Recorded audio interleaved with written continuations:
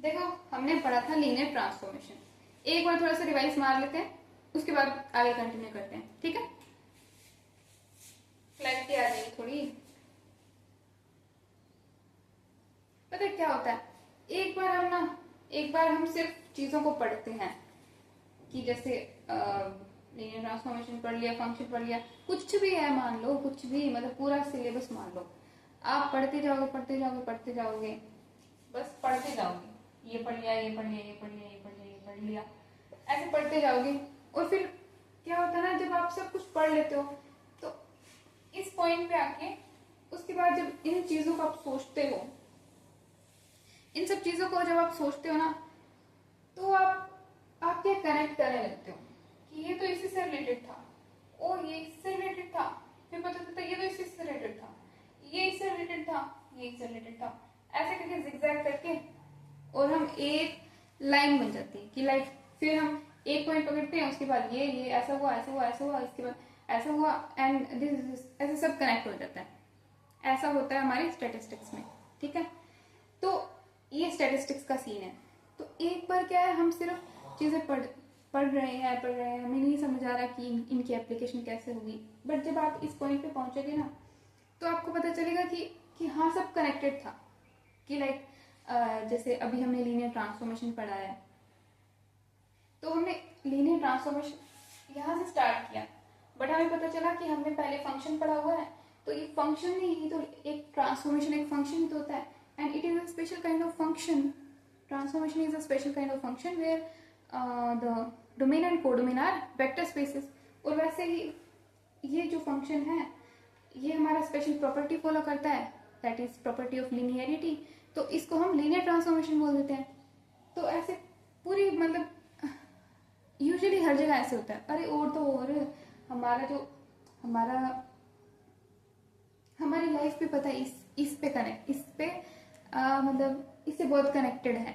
Like होता है ना ऐसे कि जैसे चीज़ें घटती जाती हैं, मतलब हमारे साथ इंसिडेंट्स होते जाते हैं, and we use to think कि यार ये मेरे साथ पता नहीं ऐसा क्यों हुआ, ये मेरे साथ ऐसा क्यों हुआ, मेरे साथ ऐसा क्यों हो गया, मेरे साथ ऐसा क्यों हो गया, ऐसा क्यों हो गया, ऐसा क्यों हो गया। एंड लास्ट में जब हम इस पॉइंट पे पहुंच जाते हैं ना, तो फिर हमें पता चलता है कि यार यहाँ पहुंचने के लिए ना ये सब होना ज़रूरी था। तो कहाँ से कहाँ आ गए हम। तो इसको यूजुअली बोलते हैं डॉट थ्योरी। भाई स्पीकर इनका क्या किया जाए। ओके गया स्पीकर। तो कहाँ थे हम, लाइफ पे थे। तो बस आगे बढ़ते जाओ, कुछ ना कुछ सीखते जाओ, लास्ट में जाके सब कनेक्ट हो ही जाएगा, ठीक है। कहने का मतलब इतना ही था, आई होप समझ गए होंगे। ओके तो टॉपिक पे आते हैं। हम लीनियर ट्रांसफॉर्मेशन पढ़ लेते हैं। तो लीनियर ट्रांसफॉर्मेशन में क्या है ना कि मैंने बता ही दिया वैसे तो, लीनियर ट्रांसफॉर्मेशन जिसमें ट्रांसफॉर्मेशन जो क्या होता है कि एक फंक्शन होता है, एक फंक्शन होता है। Linear transformation is a function,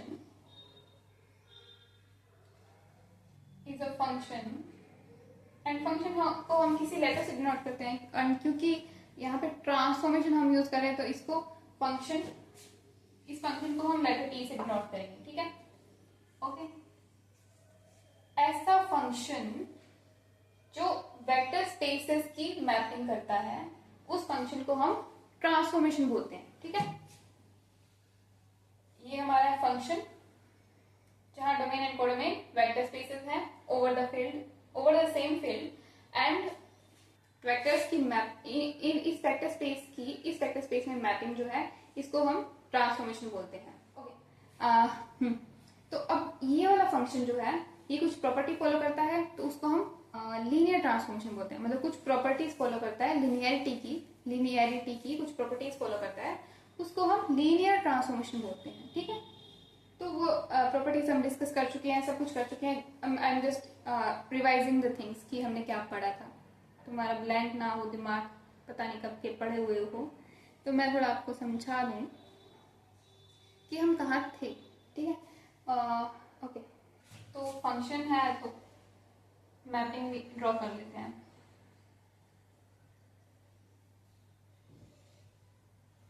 ये है हमारी mapping vector space V, vector space W।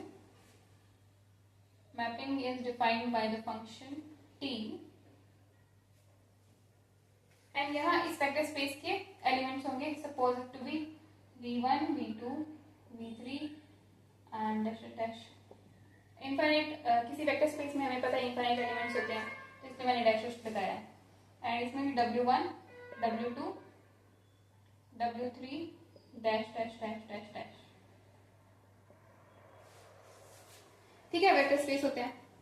अब सिंस ट्रांसफॉर्मेशन एक फंक्शन है, तो अब फंक्शन का हमें पता है कि फंक्शन का एक नेचर होता है कि वो फंक्शन किस टाइप का है, लाइक वन वन फंक्शन है या मैनी वन है, कि लाइक वो ऑन टू है कि इन टू है। तो फंक्शन क्या है, फंक्शन having two natures।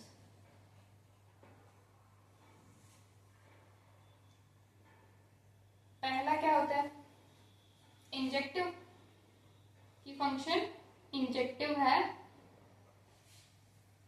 या नहीं है। दूसरा क्या होता है, सर्जेक्टिव। अब इंजेक्टिव मतलब one one and not injective तो अजीब सा लग रहा है। मतलब क्या मतलब कि इंजेक्टिव मतलब one one function one one है, सर्जेक्टिव मतलब फंक्शन ऑन टू है। ठीक है, एंड अगर ये दोनों ही हो जाता है then function is said to be bijective function. Bi का मतलब दोनों होता है, आपको पता ही है, तो बाइजेक्टिव फंक्शन अगर ये दोनों प्रॉपर्टी सेटिस्फाई कर रहा है, मतलब दोनों ही नेचर शो कर रहा है, तो फिर वो फंक्शन है वो बाइजेक्टिव फंक्शन होगा, बाइजेक्टिव फंक्शन।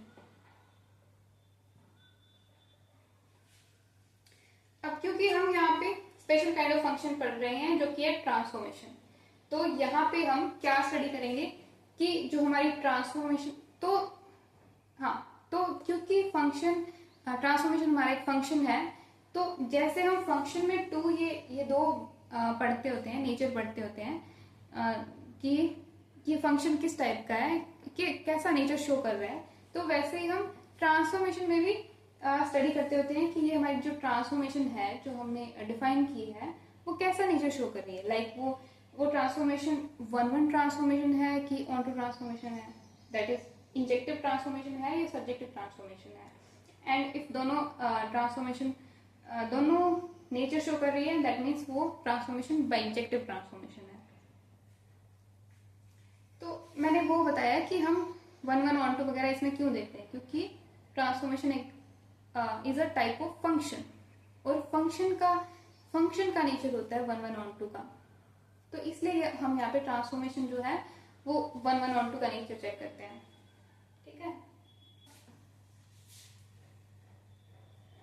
अब एक और चीज बताती हूँ।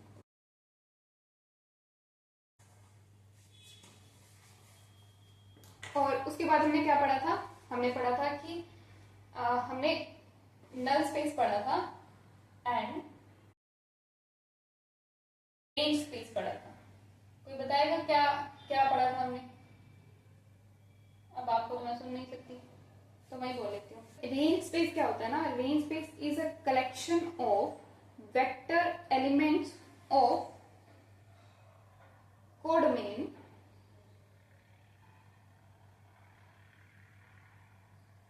such that the elements are connected to at least one element of domain,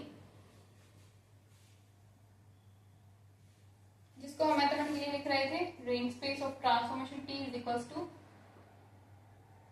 W belongs to vector space W I, ठीक है, such that transformation of V I is equals to W I। ये आई हटा दो, normally समझ लो, sorry. ये हमारा range space है कि वो एलिमेंट्स ऑफ कोड में जो इसके कोई ना कोई एलिमेंट से कनेक्टेड है, तो तो मान लो सिर्फ हमारे ये कनेक्टेड है, ठीक है, बाकी सारे कनेक्टेड नहीं है। ये मान लो एक बार के लिए, जैसे शो ही कर दो, ये लो, ठीक है, बाकी कनेक्टेड नहीं है। ओके, नहीं सॉरी, इसके सारे एलिमेंट्स, इसके सारे जीरो तो जीरो पे कनेक्टेड होगा, हमें पता ही है, पिछले लेक्चर में डिस्कस कर चुके हैं। एंड बाकी जो वेक्टर्स है ना, वो मान लो कि वो जीरो पे मैप कर रहे हैं, ठीक है, ये सारे के सारे बाकी जो है वो जीरो पे मैप कर रहे हैं, क्योंकि ये फंक्शन जो है एक डिफाइंड फंक्शन होने के लिए इसके जो सारे एलिमेंट्स को मैप करना पड़ेगा ना, उसके चाहे एलिमेंट्स मैप ना करें, बट इसके एलिमेंट्स तो इसके सारे एलिमेंट्स मैप्ड होंगे, तभी तो इस रिलेशन को हम एक फंक्शन बोलेंगे। इतना तो पढ़ा होगा ना, एक्सपेक्ट कर सकती हूँ इतना तो, कि ये फंक्शन तो पता होगा कि क्या होता है, यहाँ तक आए हो तो। ओके, तो ऐसी मानो मैपिंग डिफाइन, ठीक है। तो ये वाला सेट जो है ना, ये वाला सेट जीरो तो कंटेन करेगा है, ये वाला जो सेट है ना, ये हमारा रेंज स्पेस होगा, क्योंकि ये किसी ना किसी एलिमेंट से कनेक्टेड है, डोमेन के किसी न किसी, या फिर वेक्टर स्पेस के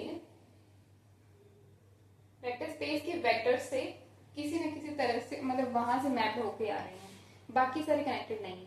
तो ये जो कनेक्टेड है ना, वो वाला रेंज स्पेस होता है हमारा। कहने का मतलब इन वेक्टर्स से जो हमारा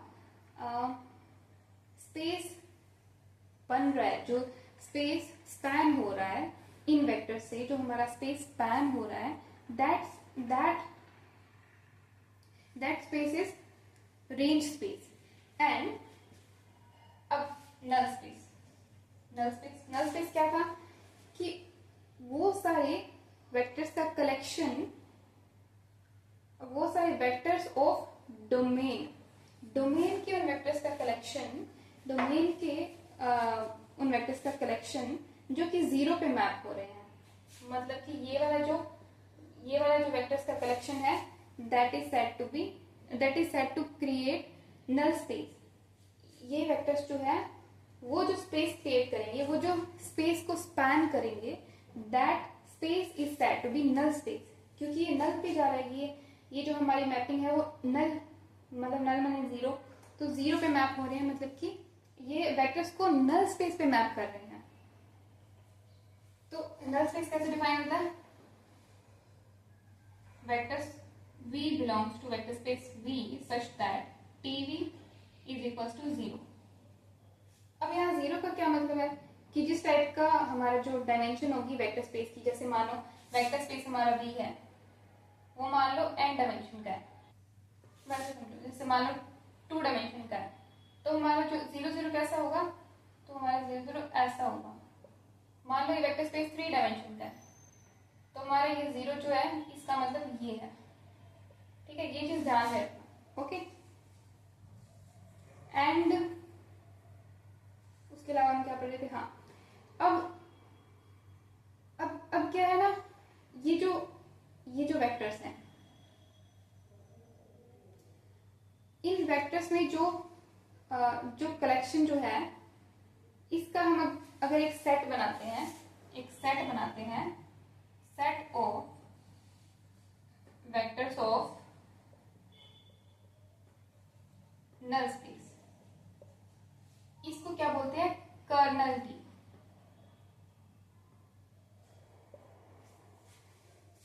मतलब इस कलेक्शन के अंदर जो वेक्टर्स आ रहे हैं ना, उन वेक्टर्स को हम कर्नल टी बोलते हैं। एंड ये भी मतलब नल स्पेस में जो वेक्टर्स हैं, वेक्टर्स का जो कलेक्शन है, उस कलेक्शन को अगर हम एक सेट के अंदर अगर हम लिखते हैं, तो उस कलेक्शन को, उस सेट को हम क्या बोलते हैं? कर्नल टी, या फिर n of t, that is null space of. कहने का मतलब मैं ये बताना चाह रही हूं कि नल स्पेस ये इज इक्वल्स टू ये, ठीक है, ये इसके इक्वल ही है। मतलब मैं ये बताना चाह रही हूँ कि ये दोनों टर्म्स सेम ही है, सेम ही चीज को डिनोट कर रही है, बट जब सेम ही है तो फिर हमने इसको अलग अलग नाम क्यों दिया? द थिंग इज कि जब हम लीनियर अलजेब्रा में, देखो हमने पिछले लेक्चर में सीखा था इस लीनियर ट्रांसफॉर्मेशन को एक मैट्रिक्स में रिप्रेजेंट करना। इस लीनियर ट्रांसफॉर्मेशन को एक मैट्रिक्स में हम रिप्रेजेंट कर सकते हैं अगर ये वेक्टर स्पेसेस है वो फाइनाइट डायमेंशनल वेक्टर स्पेस है। वेक्टर स्पेसेस हैं वो फाइनाइट डायमेंशनल वेक्टर स्पेसेस हैं, मतलब इन दोनों वेक्टर स्पेस की डायमेंशन अगर फाइनाइट है तो हम इस लीनियर ट्रांसफॉर्मेशन को मैट्रिक्स फॉर्म में रिप्रेजेंट कर सकते हैं। तो जब हम इस मैट्रिक्स की बात करते हैं तो हम नल स्पेस की बात करते हैं। तो हम यूजुअली नल स्पेस नाम को यूज करते हैं। एंड जब हम लीनियर ट्रांसफॉर्मेशन की बात कर रहे होते हैं तो हम क्योंकि तो फिर हम सेट में आ जाते हैं। तो फिर इस सेट की बात हो रही है तो फिर हम कर्नल टी की बात करेंगे क्योंकि ट्रांसफॉर्मेशन की बात हो रही है। वहां पे हमारा नल स्पेस जो था वो हमारी मैट्रिक्स के लिए था कि null space nullity of like nullity of matrix A, तो वो मैट्रिक्स से कॉरेस्पॉन्डिंग था। ये ट्रांसफॉर्मेशन लीनियर ट्रांसफॉर्मेशन की कॉरेस्पॉन्डिंग है। ठीक है, बस इतना ही अंतर है दोनों में। बाकी टर्मिनोलॉजी क्या है ना, इसमें पढ़ने की टर्मिनोलॉजी और उसमें मैट्रिक्स में जो हमारे लीनियर अलजेब्रा में मैट्रिसेस हम पढ़ते हैं उसमें टर्मिनोलॉजी है, उनको कनेक्ट करने की कोशिश कर रही हूँ कि क्योंकि ये दोनों सेम ही चीज है ना, तो कनेक्ट करके पढ़ोगे तो it will be more easier for you. तो ये था अब तक हमने पढ़ा था, ये पढ़ा तो और भी बहुत कुछ था बट रिवाइज करने में इतना मतलब रिवाइज हो गया होगा आई थिंक। तो ये सब मैंने फिर से क्यों बताया, क्योंकि हमें अभी नेचर ऑफ लीनियर ट्रांसफॉर्मेशन देखना है जिसमें हमें 1-1 ऑटो पढ़ना है। तो 1-1 ऑटो में ये kernel T and all will be used, that's why I have introduced this all again. ठीक है, तो अभी हम क्या पढ़ेंगे, नेचर ऑफ लीनियर ट्रांसफॉर्मेशन।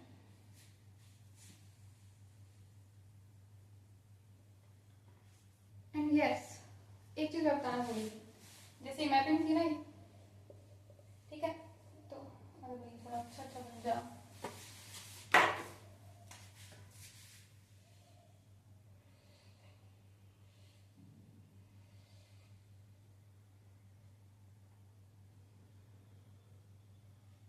ये हमारी मैपिंग थी,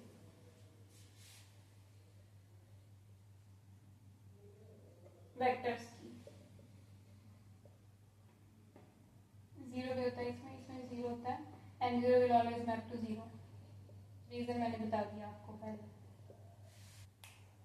अब क्या होता है ना कि अब ये वेक्टर स्पेस है, इसके अंदर अब जो मैं डायमेंशन नाम यूज कर रही थी कि इसकी डायमेंशन फाइनाइट होनी चाहिए, डायमेंशन फाइनाइट होनी चाहिए, तो उसका क्या मतलब था कि जैसे मान लो इसमें वेक्टर्स हैं, अब वेक्टर स्पेस है तो वेक्टर स्पेस के अंदर तो इनफाइनाइट एलिमेंट्स होते हैं, तो इसके अंदर भी इनफाइनाइट वेक्टर्स होंगे, इसके अंदर भी इनफाइनाइट वेक्टर्स होंगे, बट इसकी डायमेंशन,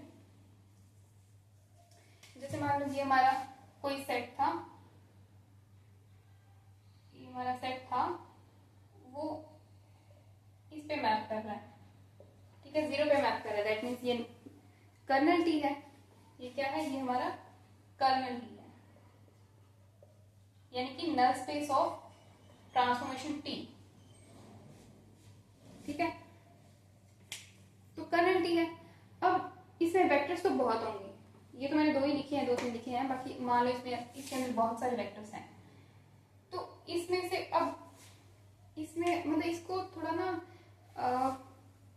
वेल मैनेज्ड करके स्टडी करना इज लाइक कि इसको ना हम थोड़ा वो करके स्टडी करते हैं कि जैसे होता है ना कि हम ये चीजें पढ़ रहे हैं एंड फिर हमने इसको एक क्लास में बांट दिया ताकि ये चीजें हमारे लिए इनको बांट करके पढ़ना हमारे लिए इजी हो। तो वैसे ही अब इतने सारे वेक्टर्स हैं, इनको थोड़ा ना स्टडी करते बैठेंगे, तो इसको हमने क्या है, हमने एक वो कर दिया इसका कि लाइक इसमें बहुत सारे वेक्टर्स हैं, इस पे ना क्या होगा, बहुत सारे वेक्टर्स क्या होंगे, एक दूसरे के लीनियर कॉम्बिनेशन से बने होंगे, like v2 will be a linear combination of v1 plus anything else and like.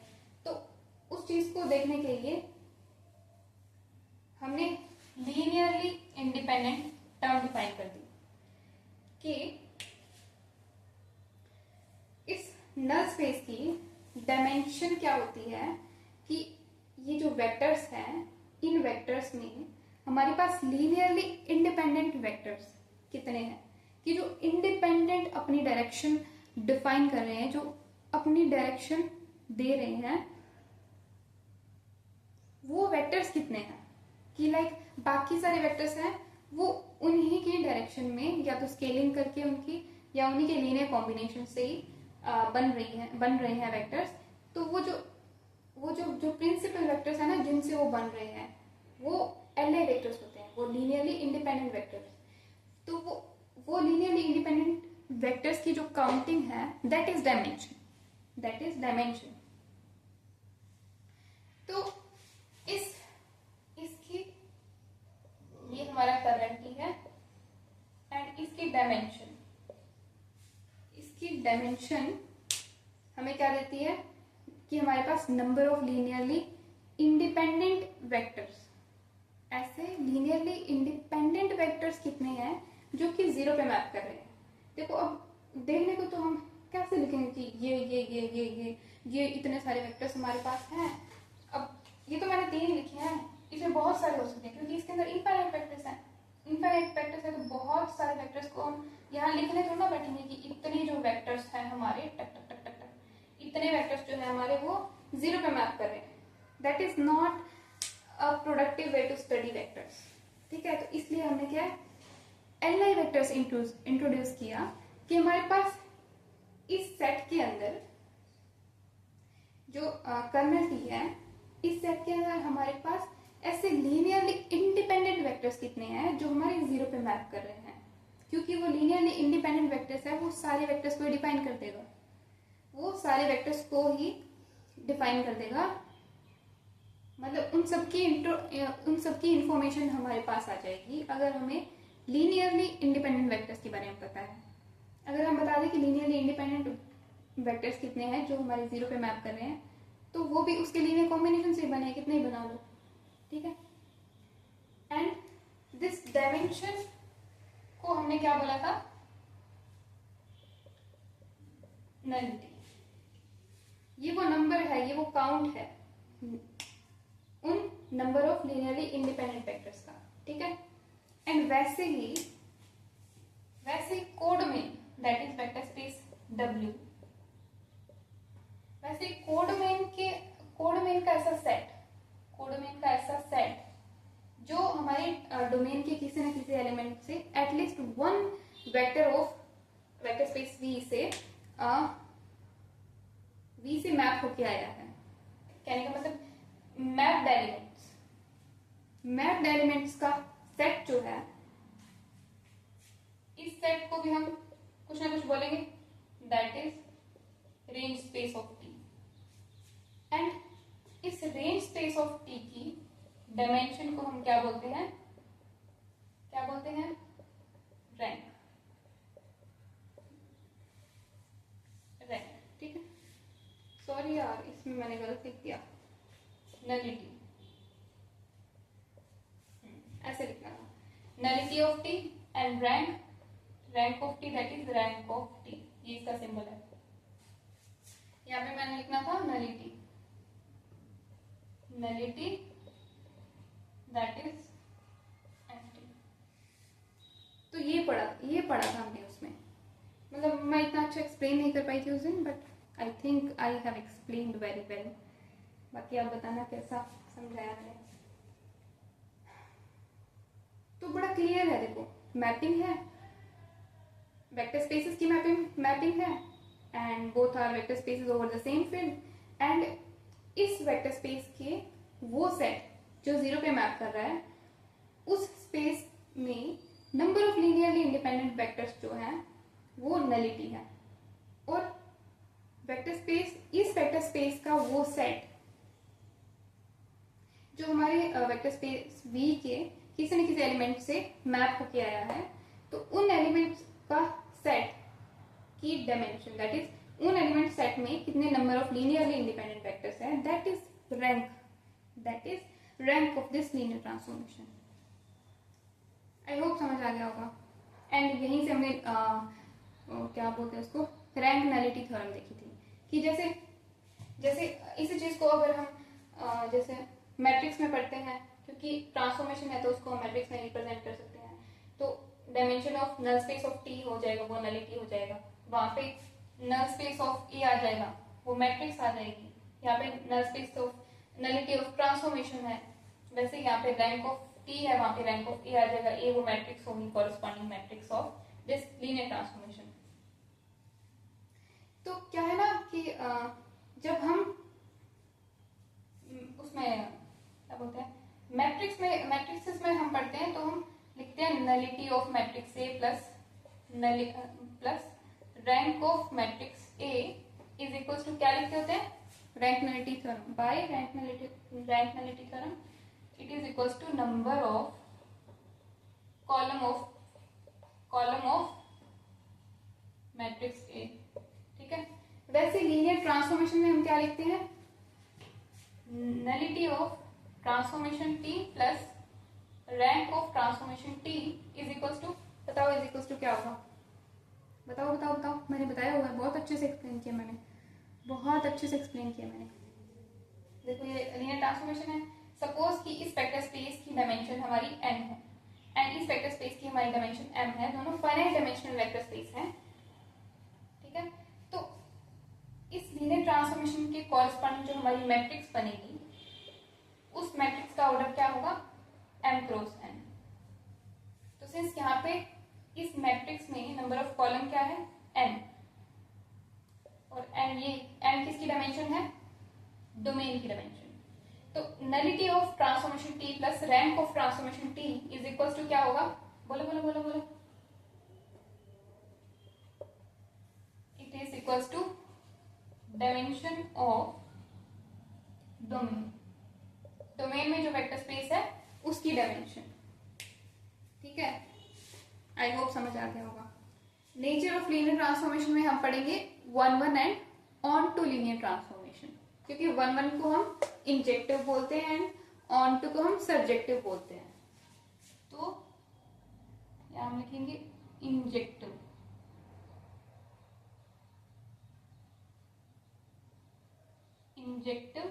Linear transformation and subjective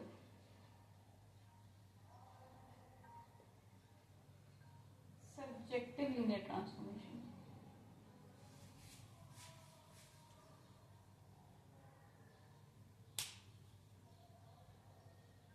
तो एक तो ये हो गया कि लीनियर ट्रांसफॉर्मेशन का नेचर इंजेक्टिव है या नहीं, एंड लीनियर ट्रांसफॉर्मेशन का नेचर सब्जेक्टिव है या नहीं। एंड अगर वो लीनियर ट्रांसफॉर्मेशन है, वो ये वाला नेचर एंड ये वाला नेचर, अगर दोनों नेचर शो करती है लीनियर ट्रांसफॉर्मेशन, अगर दोनों नेचर शो करती है, वेट थोड़ा मार्कर कोइन पिला दी जाए, इसको भी प्यास लगी है मेरी तरह। देखो अगर इंजेक्टिव और सब्जेक्टिव लीनियर ट्रांसफॉर्मेशन, अगर इंजेक्टिव और सब्जेक्टिव दोनों है, तो उस लीनियर ट्रांसफॉर्मेशन को हम क्या बोलते हैं, bijective linear transformation. Bijective linear transformation. अब अगर लीनियर ट्रांसफॉर्मेशन है वो बाइजेक्टिव फंक्शन है, कहने का मतलब अगर हमें पता है कि हमने फंक्शन पढ़ा है, अगर वो फंक्शन 1 होता है एंड वो फंक्शन ऑन टू भी होता है, देन वो function is also invertible function, मतलब वो फंक्शन को हम उस फंक्शन का हम इनवर्स निकाल सकते हैं। तो वैसे ही ये लीनियर ट्रांसफॉर्मेशन है।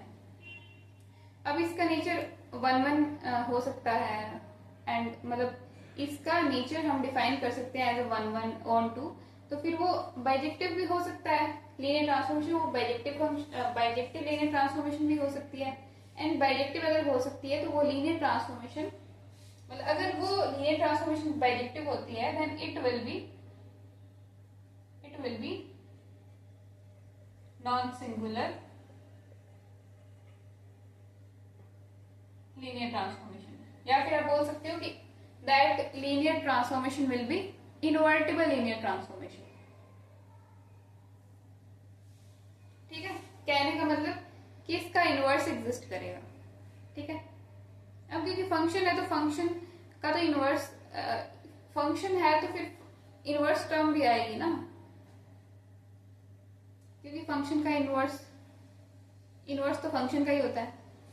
समझ रहे हो मैं क्या कह रही हूँ? ठीक है, अब मान लो कोई linear transformation is defined as from vector space U over the field F to vector space V over the field F। ठीक है, ये लीनियर ट्रांसफॉर्मेशन है such that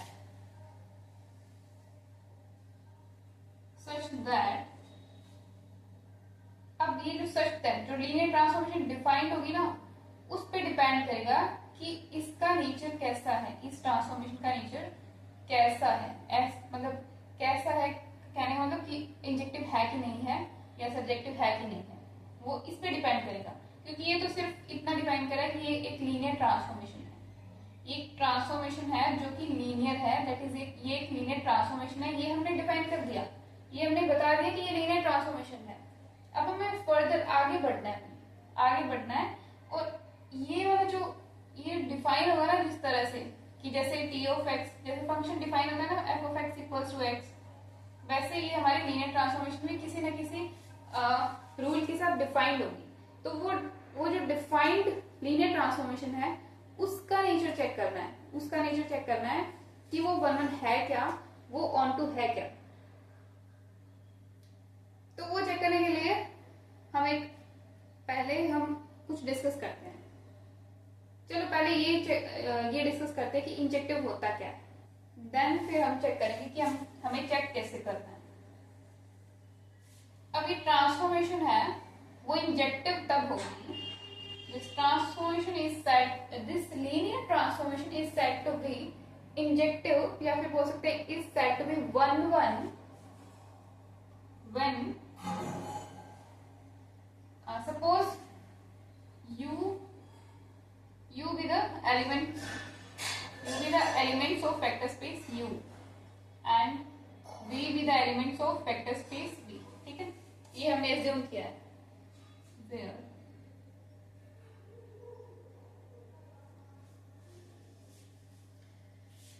ये हमने रेड किया। अब जब T of U equals to V,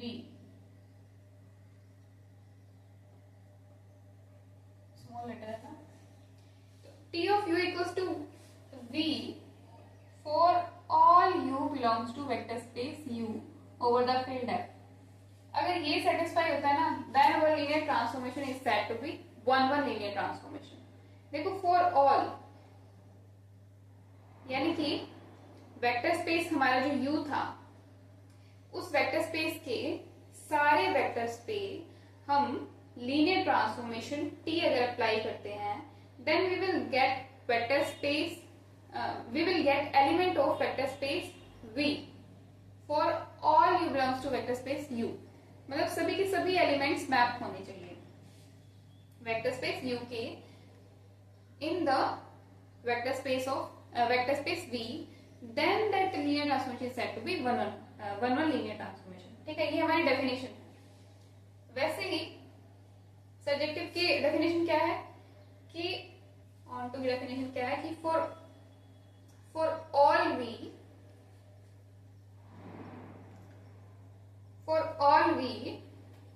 there exist, वैसे ही इसकी डेफिनेशन क्या है, for all V belongs to vector space V, there exists U belongs to vector space U such that ये such that का साइन होता है, such that T of U is equals to V। मतलब इसमें क्या है कि हर V के लिए, कहने का मतलब इसको सीधा बोले तो कोडमैन इक्वल्स टू रेंज, कहने का मतलब सभी ये मैंने ऐसे डिफाइन किया था ना, ये हमारा है U वेक्टर स्पेस U, ये हमारा है vector space V, that is ये हमारा डोमेन, दैट इज ये हमारा डोमेन, ये है हमारा कोडोमेन। कि फॉर ऑल वेक्टर्स V, इसके सभी वेक्टर्स, इस वेक्टर स्पेस के सभी एलिमेंट्स के लिए there exist U belongs to vector space U, इसके कॉरेस्पॉन्डिंग हमेशा कोई ना कोई एक वेक्टर U के अंदर एग्जिस्ट करेगा, सच दैट जो मैप होगा वेक्टर स्पेस V में। कहने का मतलब इसके सारे जो एलिमेंट्स है वो कनेक्टेड होंगे, एंड इसका कहने का मतलब है कि इसके सारे एलिमेंट्स वो यूनिकली मैप करेंगे, कि मतलब कि सभी एलिमेंट्स के लिए उसका एक अलग एलिमेंट होगा, इसके अंदर एक यूनिक एलिमेंट होगा इस वेक्टर स्पेस के अंदर, यानी यूनिक मैपिंग को हम वर्णन बोल रहे हैं, एंड इसके सारे एलिमेंट्स कवर हो रहे हैं मैपिंग के अंदर, देन हम इस मैपिंग को ऑन टू बोल रहे हैं। होप समझ आ रहा होगा, आई होप कि समझ आया होगा। सिंपली इसके सारे एलिमेंट यूनिकली इसमें मैप हो रहे हैं, मतलब कि इसका एक एलिमेंट है वो एक ही एलिमेंट पे मैप होगा, इसका फॉर ऑल यू, मतलब ये बात सभी यू के लिए अप्लाई होती है, ये बात सभी यू के लिए, सभी U belongs to vector space U के लिए अप्लाई होती है, कि हमारा इस पे ट्रांसफॉर्मेशन जब हम लगाएंगे तो हमें V मिलेगा जो कि वेक्टर स्पेस V को बिलोंग करेगा, एंड फॉर ईच के लिए कि हर एक का हमारा एक अलग एलिमेंट होगा, यूनिक मैपिंग होगी। और वो क्या कह रहा है कि इसमें हमारा कोई एलिमेंट बचना नहीं चाहिए, कि इसके सारे एलिमेंट्स कोई ना कोई इससे कनेक्टेड होने चाहिए, ठीक है। ओके, देन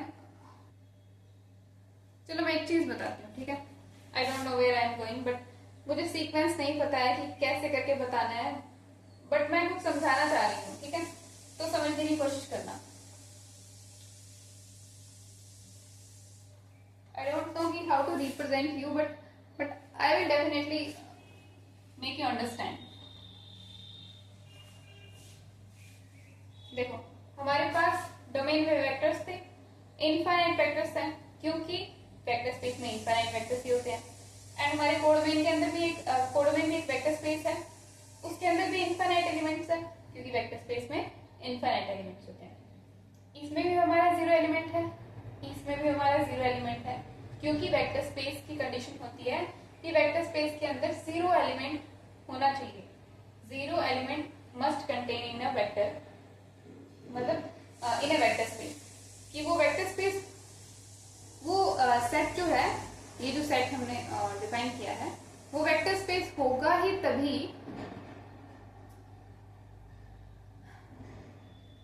वो कलेक्शन ऑफ वेक्टर्स है, वो वेक्टर स्पेस तभी होगा जब उसके अंदर जीरो है, मतलब एक इसकी कंडीशन है, एक इसकी प्रॉपर्टी है, अगर आपने नहीं पढ़ा है तो मैं बता रही हूँ कि एक इसकी प्रॉपर्टी है वेक्टर स्पेस की एलिजिबिलिटी के अंदर, वेक्टर स्पेस की प्रॉपर्टी के अंदर एक पहली प्रॉपर्टी है कि इस जो कलेक्शन है उसके अंदर जीरो एलिमेंट होना चाहिए, ठीक है, जीरो वेक्टर होना चाहिए। वो जीरो वेक्टर ही नहीं है तो फिर वो वेक्टर स्पेस ही नहीं है, तो इसलिए मैं कह रही हूँ कि दोनों के अंदर जीरो वेक्टर होने कंपल्सरी है, ठीक है। तो अब सिंस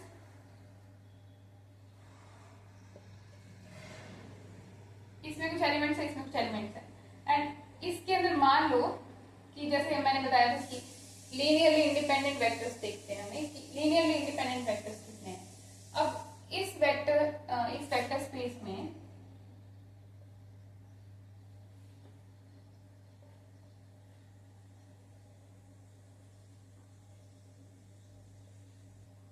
हमने ये मैपिंग डिफाइन की।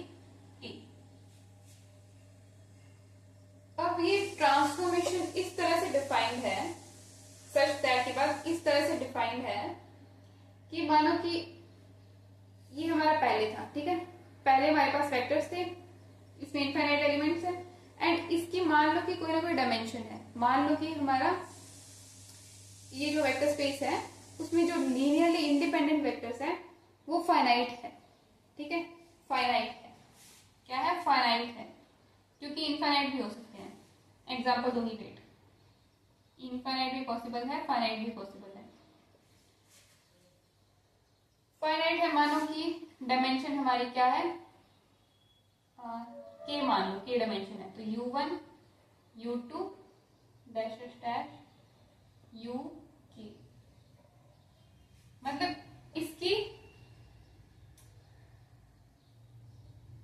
इसमें number of linearly independent vectors जो है वो ये हैं।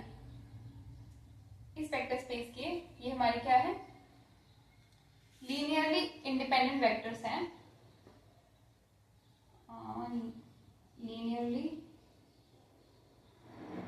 लीनियरली इंडिपेंडेंट वेक्टर्स हैं जो कि फाइनाइट है, फाइनाइट है क्योंकि के आ गया ना। तो इस वेक्टर स्पेस में हमारे लीनियरली इंडिपेंडेंट वेक्टर्स हैं वो फाइनाइट है। बट एक केस ऐसा ही पॉसिबल हो सकता है जिसमें हमारे लीनियरली इंडिपेंडेंट वेक्टर्स हैं वो उसकी कोई डायमेंशन ना हो, कि वो इनफाइनाइट डायमेंशन का हो, कहने का मतलब इनफाइनाइट डायमेंशन का हो, क्योंकि उसमें एल आई वेक्टर्स जो है, ये क्या है, एल आई वेक्टर्स हैं। एल आई वेक्टर्स जो है वो इनफाइनाइट है, इनफाइनाइट है, तो ये वेक्टर स्पेस है वो इनफाइनाइट डायमेंशनल वेक्टर स्पेस हो जाएगा। तो क्या है ना कि अगर ये वेक्टर स्पेस जो है वो अगर फाइनाइट डायमेंशन का है, तो अगर ये 1 1 है ना, तो फिर ये ऑन टू भी होगा, या फिर अगर ये ऑन टू है तो फिर ये 1 1 भी होगा। क्योंकि कहने का मतलब अगर इसकी डायमेंशन फाइनाइट है तो हमारा जो 1 1 नेचर है वो कनेक्ट हो जाता है ऑन टू के साथ, या फिर ऑन टू नेचर है वो कनेक्ट हो जाता है 1 1 के साथ। अगर फाइनाइट है तो, ठीक है, अगर ये इसकी वेक्टर स्पेस की डायमेंशन अगर फाइनाइट है तो ही, ये ध्यान रखना, ये बहुत इंपॉर्टेंट चीज है, अगर फाइनाइट है तभी ये कनेक्टेड है, क्योंकि एक होगा तो दूसरा भी होगा, दूसरा होगा तो पहला भी होगा, अगर फाइनाइट है तो। अगर इनफाइनाइट है तो, इनफाइनाइट है तो इसका मतलब ये नहीं है कि ये कनेक्टेड होगा ही नहीं, ये कनेक्टेड हो भी सकता है और ये कनेक्टेड नहीं भी हो सकता। कि 1 1 अगर इनफाइनाइट डायमेंशन का है तो 1 1 होगा तो ऑन टू हो भी सकता है एंड नहीं भी हो सकता, एंड ऑन टू है तो 1 1 हो भी सकता है एंड नहीं भी हो सकता। बट फाइनाइट डायमेंशन में है अगर वेक्टर्स लीनियर इंडिपेंडेंट वेक्टर्स, अगर कहने का मतलब क्या बोल रही हूँ मैं, अगर फिक्स है, लीनियर इंडिपेंडेंट वेक्टर्स फिक्स है, कहने का मतलब डायमेंशन फाइनाइट है, तो 1 1 अगर होगा लीनियर ट्रांसफॉर्मेशन तो हमारा ऑन टू भी होगा वो लीनियर ट्रांसफॉर्मेशन, एंड वो लीनियर ट्रांसफॉर्मेशन अगर ऑन टू है देन 1 1 भी होगा। ये कहने का ट्राई कर रही हूँ मैं। तो ये वाली चीज ध्यान रखना, ठीक है। तो इससे हमारा क्या बेनिफिट हुआ, इससे कंक्लूजन क्या निकला, इससे कंक्लूजन हमारा ये निकला कि हमें दोनों को चेक करने की नीड नहीं पड़ेगी, कि हमें दोनों को चेक करने की नीड नहीं पड़ेगी। एक अगर हम चेक कर सकते हैं इजीली तो हम दूसरे के बारे में भी बता सकते हैं, और ये अगर इजी पड़ रहा है चेक करना तो हम इसके बारे में इजीली बता सकते हैं, but only when if the vector spaces are finite dimensional. चलो एक ट्रांसफॉर्मेशन का एग्जांपल लेते हैं।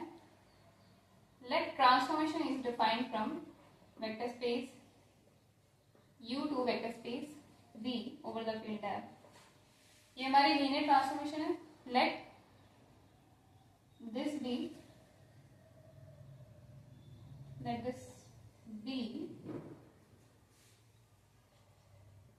Linear transformation.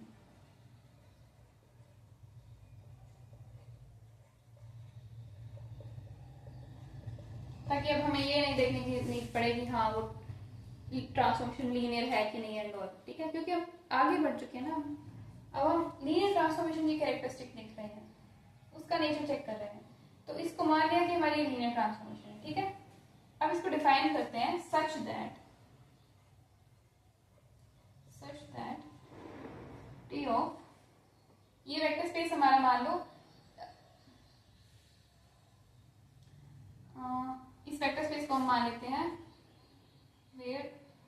UF, U and V are set of polynomial, polynomial का सेट मान लेते हैं, ठीक है, ऑफ डिग्री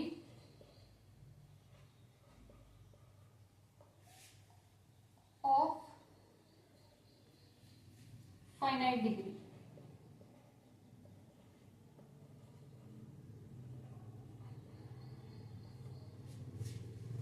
कहने का मतलब कि जो वेक्टर स्पेस है हमारा वो फाइनाइट डिग्री का पॉलिनोमियल है,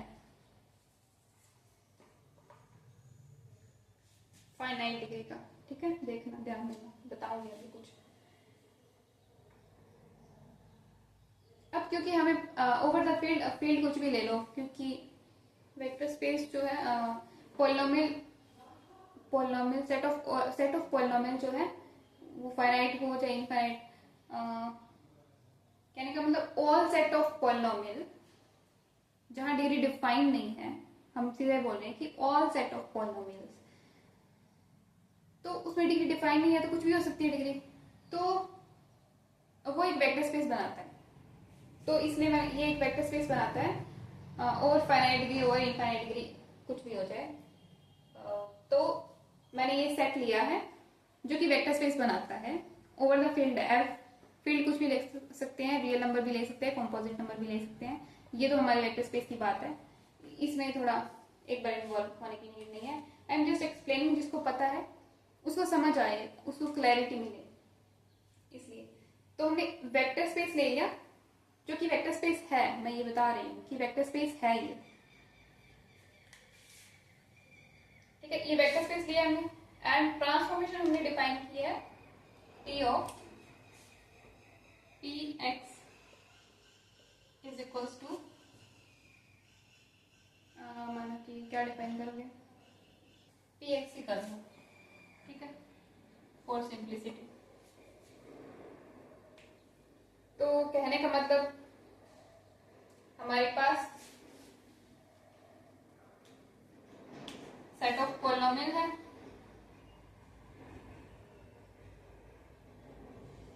जिसकी डिग्री डिफाइंड है, कहने का मतलब इसके अंदर कोई हमारी डिग्री के पॉलिनोमियल होंगे, उन पे हम ट्रांसफॉर्मेशन अप्लाई करेंगे, एंड मैपिंग करेंगे, लीनियरली मैप करेंगे ओवर द हाँ,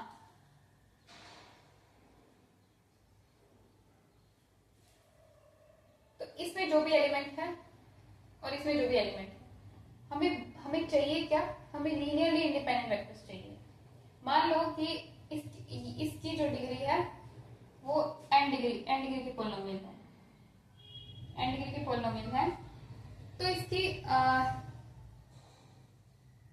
इसमें number of linearly independent vectors कितने होंगे, like polynomial of degree n है, तो हमारे बेसिस वेक्टर क्या हो जाएगा,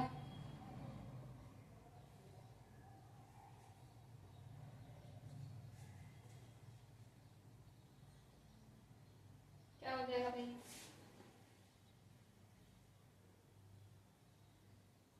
देखो 1 मान लेते हैं पहले, चलो x टू द पावर 0, ये पॉलिनोमियल हमारा x to the power 1, simplest, ठीक है, सिंपलेस्ट ले रही हूँ, x to the power 2, x to the power 3, ऐसे करते करते x to the power n।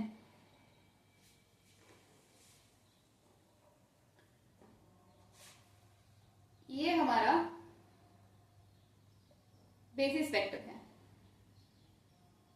कहने का मतलब वो वेक्टर्स का कलेक्शन जो लीनियरली इंडिपेंडेंट वेक्टर्स रिप्रेजेंट कर रहे हैं, ठीक है।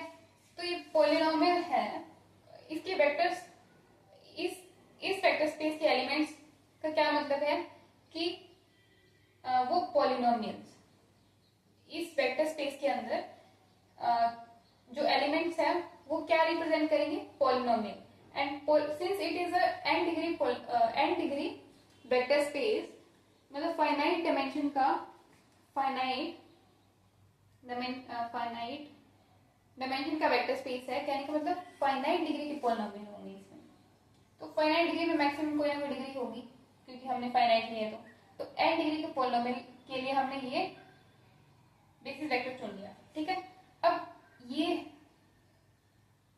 1 डिग्री मतलब 0 degree 1 degree 2 degree up to n degree हमारे पास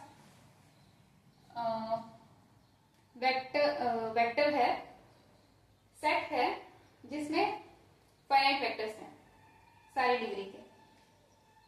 एंड हर एक डिग्री क्या है, एक दूसरी डिग्री से इंडिपेंडेंट है। तो इसलिए हमने मतलब सारे एलिमेंट्स, ये जो एलिमेंट का सेट लिखा है वो एल वेक्टर को डिनोट कर रहे हैं। ये जो वेक्टर्स हैं वो एल वेक्टर्स हैं। तो अब इन एल वेक्टर्स पे अगर हम ये मैपिंग अप्लाई करते हैं, लीनियर ट्रांसफॉर्मेशन अप्लाई करते हैं, देन वी विल गेट ये हमें सेम ही मिल जाएगा क्योंकि मैंने लीनियर ट्रांसफॉर्मेशन ऐसे डिफाइन किया। तो इसका हमें after applying linear transformation over it, इस पे अगर हम लीनियर ट्रांसफॉर्मेशन लगाएंगे then we will get back this.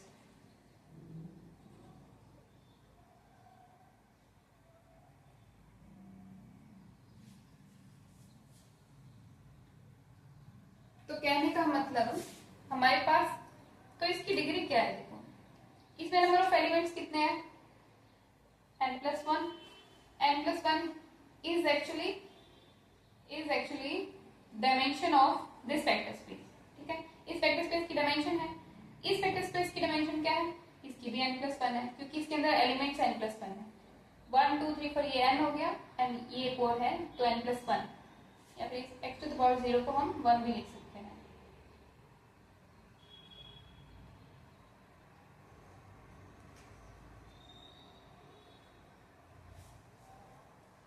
दोनों की डिग्री क्या आ रही है, सेम आ रही है n+1, मतलब डिग्री नहीं सॉरी डायमेंशन।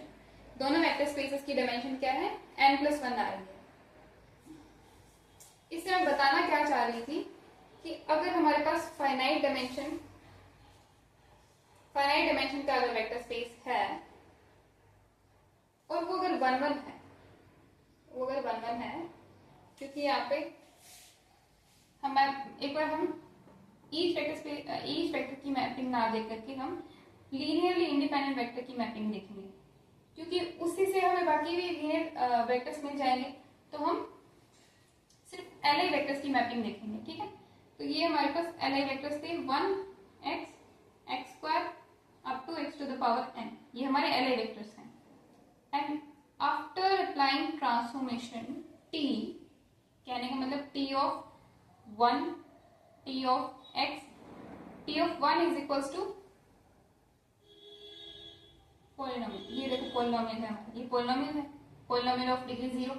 इस पे ट्रांसफॉर्मेशन अप्लाई कर रहे हैं तो हमें 1 मिल रहा है, इस पे ट्रांसफॉर्मेशन अप्लाई कर रहे हैं तो हमें x मिल रहा है, इस पे ट्रांसफॉर्मेशन यानी कि t of x² is equals to x², क्योंकि हमने ट्रांसफॉर्मेशन ऐसे लिया t of x² equals to x², ठीक है। तो t ऑफ ऐसे करके t of x⁴n equals to x⁴n। ये हमारे एल वेक्टर्स की एल वेक्टर्स पे हमने ट्रांसफॉर्मेशन अप्लाई की तो हमें एल वेक्टर्स मिल गए, ठीक है। अब ये भी एल वेक्टर्स, ये भी एल वेक्टर्स हैं, इसकी डायमेंशन n+1 है, इसकी डायमेंशन n+1 है। अगर अब वेरिफिकेशन होगा जो हमने अभी तक बात किया, मैपिंग कैसी हुई है, ये इस पे मैप हुआ, ये इस पे मैप हुआ, इस पे मैप हुआ, ये इस पे मैप हुआ, ठीक है। मैंने चुनी ऐसी है लीनियर ट्रांसफॉर्मेशन जहां मैपिंग 1 1 हो रही है, क्योंकि मुझे ये शो करना है कि अगर मैपिंग अगर फाइनाइट डायमेंशन है एंड मैपिंग 1 1 है तो it will also be onto. दिख रहा होगा कि इसमें जो एल वेक्टर्स जितने हमारे पास आए वो सारे के सारे किसी न किसी वेक्टर से, वेक्टर ऑफ u से मैप होके आ रहे हैं। कहने का मतलब इसमें कोई भी ऐसा वेक्टर एल वेक्टर नहीं बच रहा जो क्या है, जो किसी से मैप होके नहीं आ रहा हो। तो कहने का मतलब क्योंकि ऐसा हो ही नहीं सकता अगर 1 1 है तो ये वेरिफिकेशन है, समझने के लिए। वैसे इसका प्रूफ भी है, हम प्रूफ भी कर लेंगे, कोई बात नहीं, एट द एंड मैं प्रूफ भी करवा दूंगी। बट ये क्या है ना, ये समझने के लिए है, विजुअलाइज करने के लिए कि हम कर क्या रहे हैं, हम बोल क्या रहे हैं। तो अगर 1 1 होगा तो ऑन टू भी हो रहा है, एंड इसी तरह से अगर ऑन टू होगा तो 1 1 भी हो जाएगा। ये है फाइनाइट डायमेंशन की बात। ये वेक्टर स्पेसेस अगर फाइनाइट डायमेंशन के दिए हैं तो ऑब्वियस है कि 1 1 होगा तो ऑन टू होगा, ऑन टू होगा तो 1 1 होगा। तो हम सिर्फ एक ही नेचर चेक करके बता सकते हैं कि वो लीनियर ट्रांसफॉर्मेशन कैसी है। बट इन केस ऑफ ये फाइनाइट डायमेंशन का ना हो, फाइनाइट डायमेंशन का ना हो, इसके लिए हम एग्जांपल लेते हैं, कोई दूसरा एग्जांपल लेते हैं, इनकी दूसरी कोई ट्रांसफॉर्मेशन लेते हैं जिससे मैं एक्सप्लेन कर पाऊं। अब हमने वेक्टर स्पेस क्या ले रहे हैं हम, V B set of all polynomials। जैसे हमने सेट ऑफ ऑल पॉलिनोमियल्स बोल दिया तो कहने का मतलब इसके अंदर सभी डिग्री के पॉलिनोमियल होंगे। तो अगर हम बोलते हैं कि n डिग्री का पॉलिनोमियल होगा तो there will always exist n+1 degree का पॉलिनोमियल आल्सो। अगर हम n+1 डिग्री की बात करते हैं कि इस डिग्री का पॉलिनोमियल होगा तो फिर n+2 का भी होगा। तो हम कभी नहीं बोल सकते कि लास्ट जो है वो क्या होगा, समझ रहे हो? तो इसलिए ये वाला जो वेक्टर स्पेस है ना, सेट ऑफ ऑल पॉलिनोमियल्स, ये जो वेक्टर स्पेस है ना, ये हमारा इनफाइनाइट डायमेंशनल वेक्टर स्पेस है।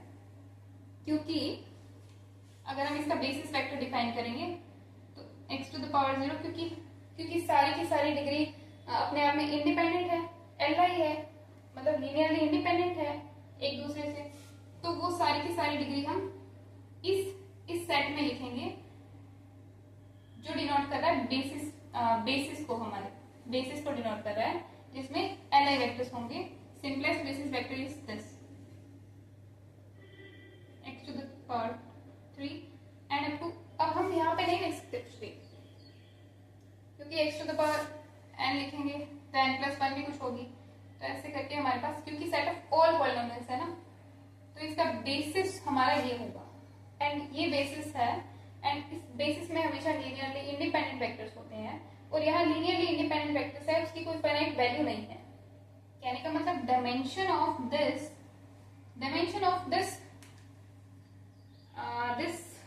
क्या बोलेंगे इसको, dimension of this set is not finite, तो इसलिए it will B infinite dimensional vector space. तो ये तो मैंने बताने के लिए बताया कि ये इनफाइनाइट डायमेंशनल वेक्टर स्पेस है, कि हमने इनफाइनाइट डायमेंशनल वेक्टर स्पेस लिए हैं। एंड अब हम ट्रांसफॉर्मेशन इस तरह से डिफाइन करेंगे, एग्जांपल लेके बताऊंगी कि, क्योंकि देखो कि हमारे पास इनफाइनाइट डायमेंशनल का वेक्टर स्पेस है, एंड इस केस में हमारे पॉसिबल केस बनेंगे। लाइक फाइनाइट तो था तो हमारा 1 1 था तो ऑन टू भी हो जाएगा, ऑन टू था तो 1 1 भी हो जाएगा। बट जब हमारा इनफाइनाइट होगा ना, तो हम नहीं बोल सकते कि 1 1 होगा तो ऑन टू भी होगा, क्योंकि मैं एक काउंटर एग्जांपल दूंगी जिसमें 1 1 हो रहा है बट ऑन टू नहीं हो रहा, एंड एक काउंटर एग्जांपल फिर और लेंगे जिसमें ऑन टू हो रहा है बट 1 1 नहीं हो रहा, एंड एक एग्जांपल लेंगे जहां 1 1 भी है एंड ऑन टू भी है। क्योंकि मैंने शुरू में बताया था कि इनफाइनाइट डायमेंशनल का है, इसका मतलब ये नहीं है कि 1 1 होगा तो ऑन टू नहीं होगा, 1 1 होगा गारंटीड ऑन टू होगा, ये हम नहीं बता सकते इनफाइनाइट के केस में। इनफाइनाइट वेक्टर स्पेस के केस में हम ये गारंटीड नहीं बोल सकते कि 1 1 होगा तो ऑन टू भी होगा, एंड ऑन टू होगा तो 1 1 भी होगा, हो भी सकता है एंड नहीं भी हो सकता। तो ये वाली चीज मैं आपको कहने की मतलब समझाने की ट्राई कर रही हूँ। तो चलो एग्जांपल लेते हैं, सच दैट ट्रांसफॉर्मेशन डिफाइन करते हैं, लेट्स से वही पॉलिनोमियल वाले एग्जांपल लेते हैं, t of dx equals to x time p of x।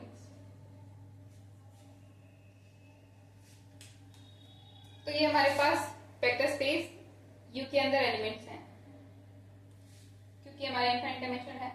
ठीक है, अब इस पे हम लीनियर ट्रांसफॉर्मेशन टी अप्लाई करते हैं, दैट इज हमारा सेट कैसे हो जाएगा, ऐसे। क्योंकि हम सभी वेक्टर्स की ट्रांसफॉर्मेशन नहीं देख रहे हैं, सिर्फ एलआई वेक्टर्स की ट्रांसफॉर्मेशन देख रहे हैं, उसी से हमें मतलब नेचर पता चल जाएगा। ठीक है, एलआई वेक्टर्स से एलआई वेक्टर्स पे लीनियर ट्रांसफॉर्मेशन अप्लाई करते हैं, तो क्या हमें मिलता है कि लाइक इस सेट में हमारे जो एलिमेंट्स थे वो कम हो रही हैं क्या, या फिर देखते हैं। ठीक है, आगे देखते हैं।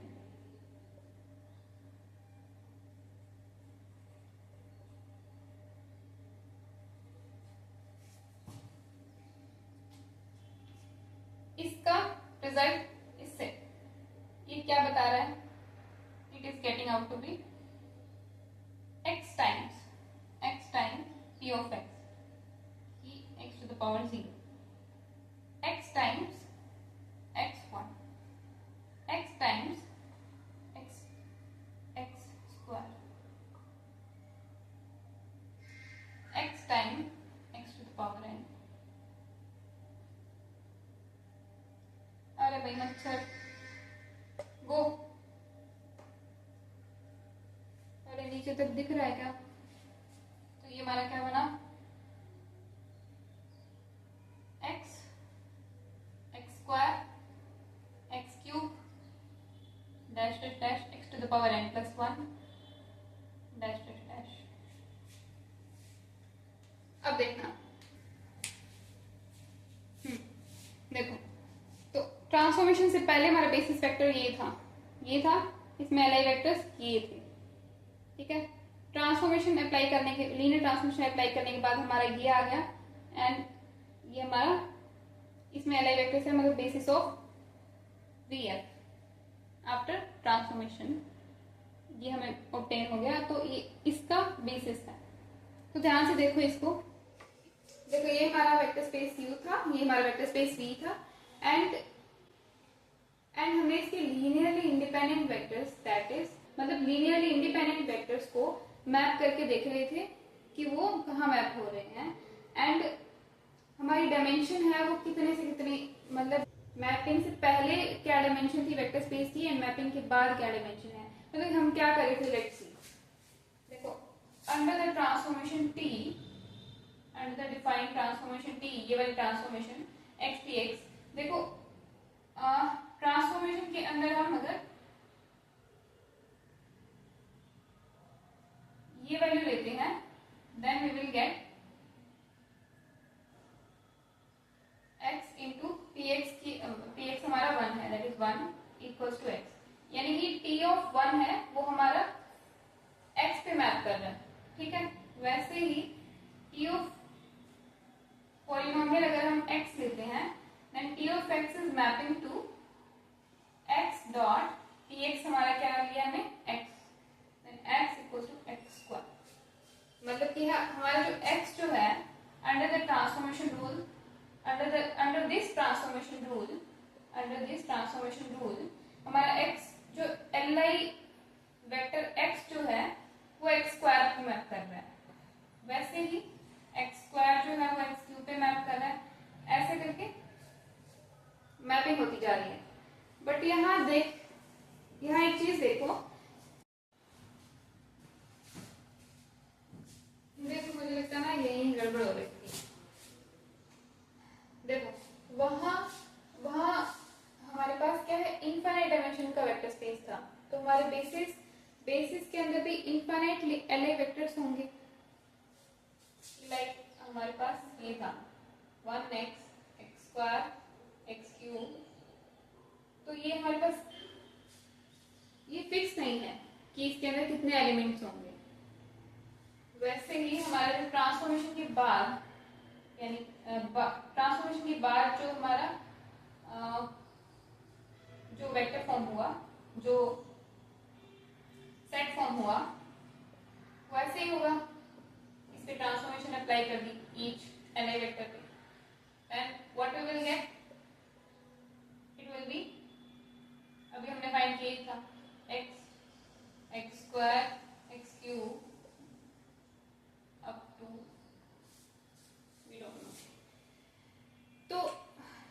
हमारा वेक्टर स्पेस यूएफ के कॉरेस्पॉन्डिंग बेसिस था एंड ये हमारा vector space B over the field F के कॉरेस्पॉन्डिंग बेसिस था। ठीक है, अब क्योंकि यहाँ ये फिक्स नहीं है, ये फिक्स नहीं है, तो हम कैसे कह सकते हैं कि लाइक एक एलिमेंट है वो उस पे मैप करेगा, जीरो पे मैप करेगा।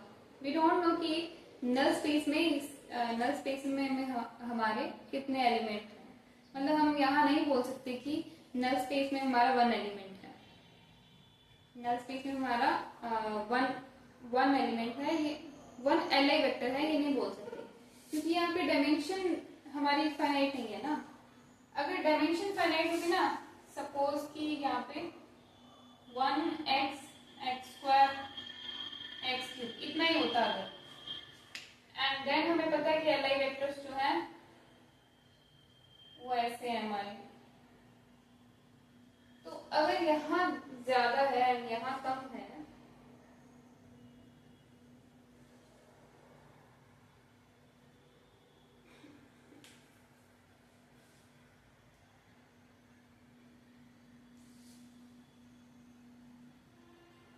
कैसे कम हुआ, सोचो कैसे कम हुआ। देखो ऐसे कम हो सकता है ना कि मान लो हमने ट्रांसफॉर्मेशन डिफाइन की है, transformation of px equals to p dash x, मतलब डेरिवेटिव कर रहे हैं तो वन का डेरिवेटिव क्या होगा, 0। ठीक है, एग्जाम्पल ये बता ही देते हैं। तो वन का ट्रांसफॉर्मेशन अप्लाई करेंगे तो p ऑफ 1 क्या आएगा, 0, क्योंकि 1 का डेरिवेटिव 0 होता है। p ऑफ x क्या आएगा, 1। p ऑफ x² क्या आएगा, 2x, and p of x³ क्या आएगा, 2x²। तो मैपिंग के बाद हमारे क्या आए, ये थोड़ा अच्छा से लिखूं क्या, ये दिख रहा है यहाँ। देखो डायमेंशन फाइनाइट ले ली, मतलब फाइनाइट एलआई वेक्टर्स है हमारे पास बिफोर द लीनियर ट्रांसफॉर्मेशन। तो ये हमारे एलआई वेक्टर्स थे एंड इसके इन पे ट्रांसफॉर्मेशन अप्लाई की तो हमारे इस तरह से मैपिंग होगी।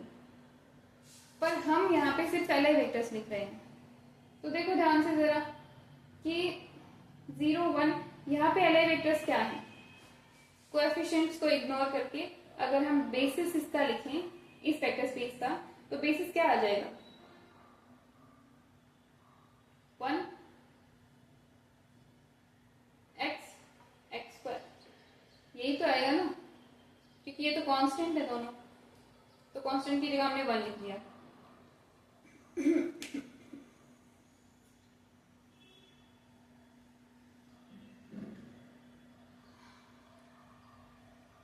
कहने का मतलब एलआई वेक्टर तो एक ही है ना, ये 0 एलआई वेक्टर तो नहीं है।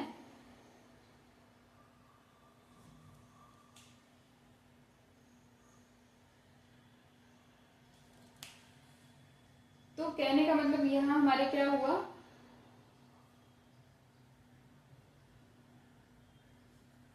एलआई वेक्टर्स डोमेन में 4 थे एंड कोडोमेन में 3 ही हो गए after applying this one transformation. तो यहाँ क्या रिड्यूस हो गया ना, एंड इस लीनियर ट्रांसफॉर्मेशन को डिफाइन रखने के लिए हमें 4 के 4 वेक्टर्स मैप करने पड़ेंगे, क्योंकि फाइनाइट डायमेंशन है ना, फाइनाइट है तो 4 के 4 वेक्टर मैप करेंगे कहीं ना कहीं। तो इन 4 वेक्टर में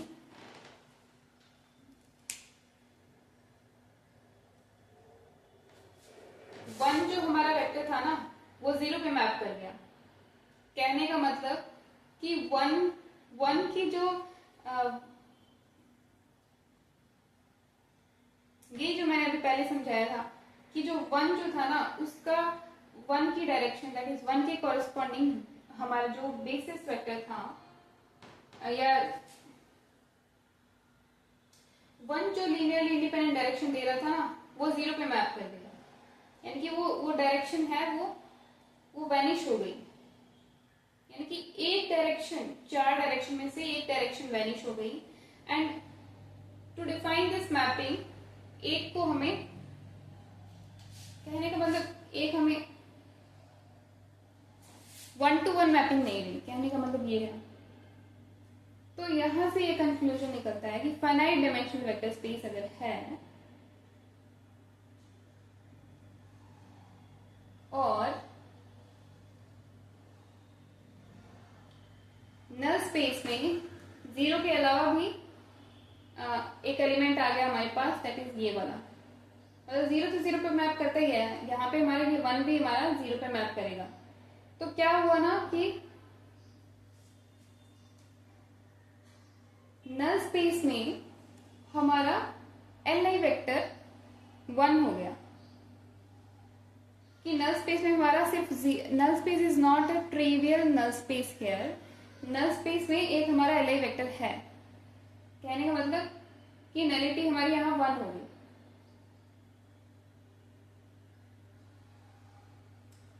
तो यहां से ऑब्वियस रिजल्ट ये निकलता है कि अगर नल स्पेस में हमारे सिर्फ, देखो मैपिंग सिर्फ जीरो पे हो सकती है, कि लाइक अगर यहाँ से कोई एक वेक्टर जो है वो वैनिश होगा ना, तो वो जीरो पे ही हो सकता है, जीरो पे मैप कर सकता है, इस तरह से वैनिश हो सकता है। तो होगा क्या ना कि नलिटी चेंज हो सकती है, नलिटी ही चेंज होगी ऑलवेज, और तो कोई मैप हो नहीं सकता, क्योंकि ये अगर हम रूल लगाएंगे, ये ट्रांसफॉर्मेशन रूल लगाएंगे, तो एक्स है वो 1 पे ही मैप होगा, एक्स कहीं और मैप नहीं हो सकता। एक्स स्क्वायर है वो एक्स पे ही मैप होगा, एक्स क्यूब है वो एक्स स्क्वायर Li वेक्टर पे ही मैप होगा, बचता है 1 जो कि जीरो पे मैप हो रहा है। कहने का मतलब मैं ये समझा रही हूँ कि जीरो पे कि कुछ अगर कि नल स्पेस में अगर जीरो, सिर्फ zero is the element, if zero is only an element of null space, then mapping हमेशा 1-1 होगी, क्योंकि बाकी पे मैप कर जाएंगे। एंड अगर जीरो ही जीरो पे मैप, सिर्फ zero is the only element जो जीरो पे मैप कर रहा है, दैट मीन्स कि सब 1-to-1 मैपिंग हो रही है। ये ऑब्वियस है, कि ऑब्वियस रिजल्ट है कि अगर फाइनाइट डायमेंशन वेक्टर स्पेस है and zero is the only element in null space, then mapping will be 1-1। साफ ही दिख रहा था कि अगर यहाँ पे चार एलिमेंट थे, यहाँ पे भी 4 एलिमेंट थे, तो 4 के 4 पे 4 Li वेक्टर थे, 4 Li वेक्टर होंगे, तो 1-to-1 मैपिंग होगी। एंड अगर यहाँ पे एक कम हो जाता है, तो 1 या 2 या 3 जितने भी कम हो जाते हैं, देन उसके कॉरेस्पॉन्डिंग नल स्पेस में एलिमेंट इंक्रीज होते जाएंगे। तो जैसे जैसे इंक्रीज होंगे वैसे वैसे मैपिंग 1-to-1 से मैनी वन की तरफ, क्या बोलेंगे उसको, मैनी वन की तरफ चली जाएगी। कि लाइक एक भी वेक्टर अगर जीरो पे मैप किया, तो वो फिर लाइक जीरो तो था ही, जीरो पे लाइक जीरो पे मैप हो ही रहा था, अब यहाँ पे 1 भी जो है हमारा 1 पे मैप हो रहा है, तो ये मैन्युअल मैपिंग होगी। वैसे अगर मान लो कुछ ऐसा केस होता, सिनेरियो होता जहाँ पे 1x आ जाता, तो हमारा x भी हमारा जीरो पे मैप करा होता, तो ये मैन्युअल मैपिंग होती, बाकी ये ऐसे करके मैप हो जाते। मैं जस्ट एक एग्जाम्पल दे रही हूँ कि ऐसा हो सकता था कि मैन्युअल कैसे पॉसिबल है, जैसे ये भी ऐसे मैप हो जाता एंड ये हमारा 1-1 मैपिंग शो कर देता एंड ये मैन्युअल। तो ओवरऑल जो मैपिंग है वो मैन्युअल मैपिंग हो जाती अगर नल स्पेस में हमारा जीरो के अलावा कोई एलिमेंट होता, कहने का मतलब नलिटी कुछ ना कुछ होती, जीरो ना होती, देन हमारी मैपिंग 1-1 होती। तो यहां से हम ये इंप्लाई कर सकते हैं कि if kernel T is strictly greater than 0, this implies mapping will be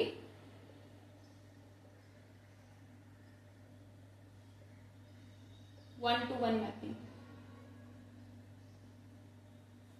ठीक है, ये बात समझाने की कोशिश कर रही थी। Sorry if kernel t equals to 0 then mapping will be 1 1, and if kernel t is strictly greater than 0 then mapping will be many 1। तो अगर हमें डायमेंशन फाइनाइट है एंड हमें ये चेक करना है कि वो फंक्शन 1 to 1 है कि नहीं है, तो हम क्या चेक कर सकते हैं, कर्नल डी चेक कर सकते हैं। कहने का मतलब नल स्पेस की डायमेंशन चेक कर सकते हैं, या फिर कह सकते हैं कि नलिटी चेक कर सकते हैं कि उसकी नलिटी अगर 0 से बड़ी आ रही है then that mapping is 1 1, mapping is not 1 1। okay, and एक और चीज,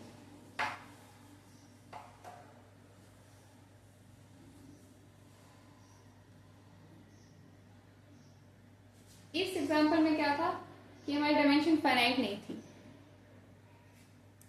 डायमेंशन फाइनाइट नहीं थी तो हम ये नहीं कह सकते कि 1 1 इम्प्लाइज, ओ हाँ, यहां से ये भी समझ सकते हो कि जैसे डायमेंशन फाइनाइट होगी, जैसे अभी यहाँ थी डायमेंशन फाइनाइट थी तो यहाँ पे 1 1 मैपिंग हो रही थी, ठीक है, मैनी वन मैपिंग हो रही थी। तो यहाँ भी क्या हो रहा था ना, ऑन टू में क्या होता है, ऑन टू में होता है कि इसकी dimension will be equals to the dimension of range space. देखो ऑन टू क्या होता है ना कि कोडोमेन की डायमेंशन है वो रेंज स्पेस की डायमेंशन के इक्वल आ जाए। अब यहाँ क्या था, 1x x स्क्वायर, ये तो थी हमारी ट्रांसफॉर्मेशन की रेंज, दैट इज 3। कहने का मतलब अगर ऑन टू मतलब अगर जैसे ही मैनी वन होता है तो वैसे ही ऑन टू भी तो नहीं हो रहा ना, वैसे ही इनटू हो जा रहा है। जैसे ही हमारा ऐसा केस बना, मैनी वन बना, तो इसकी डायमेंशन कम हो गई। कम होते ही क्या हमारी कोडोमेन की डायमेंशन है वो रेंज स्पेस की इक्वल नहीं रही, कम हो गई। तो इसलिए हम बोल रहे थे कि अगर फाइनाइट डायमेंशन वेक्टर स्पेस है then 1 1 implies on to also। But infinite dimension के केस में क्या था ना, इनफाइनाइट डायमेंशन के केस में था कि ये एग्जांपल उसका सबूत है कि इनफाइनाइट डायमेंशन के केस में ये हमारा 1 1 आ जाएगा बट ऑन टू नहीं आएगा। ये इस चीज का हमने काउंटर एग्जांपल लिया था, 1 1 आ जाएगा, ऑन टू नहीं आएगा। देखो चेक करो कैसे। अब हमें इतनी बात पता है कि डायमेंशन ऑफ नल स्पेस अगर हमारा 0 आ जाता है then we can conclude that this mapping is 1 1 mapping. ठीक है, तो इसके लिए वाला देखते हैं। नल स्पेस यहाँ क्या डिफाइंड है, नल स्पेस हमारा है U belongs to vector space U such that T of U is equals to 0 for all U।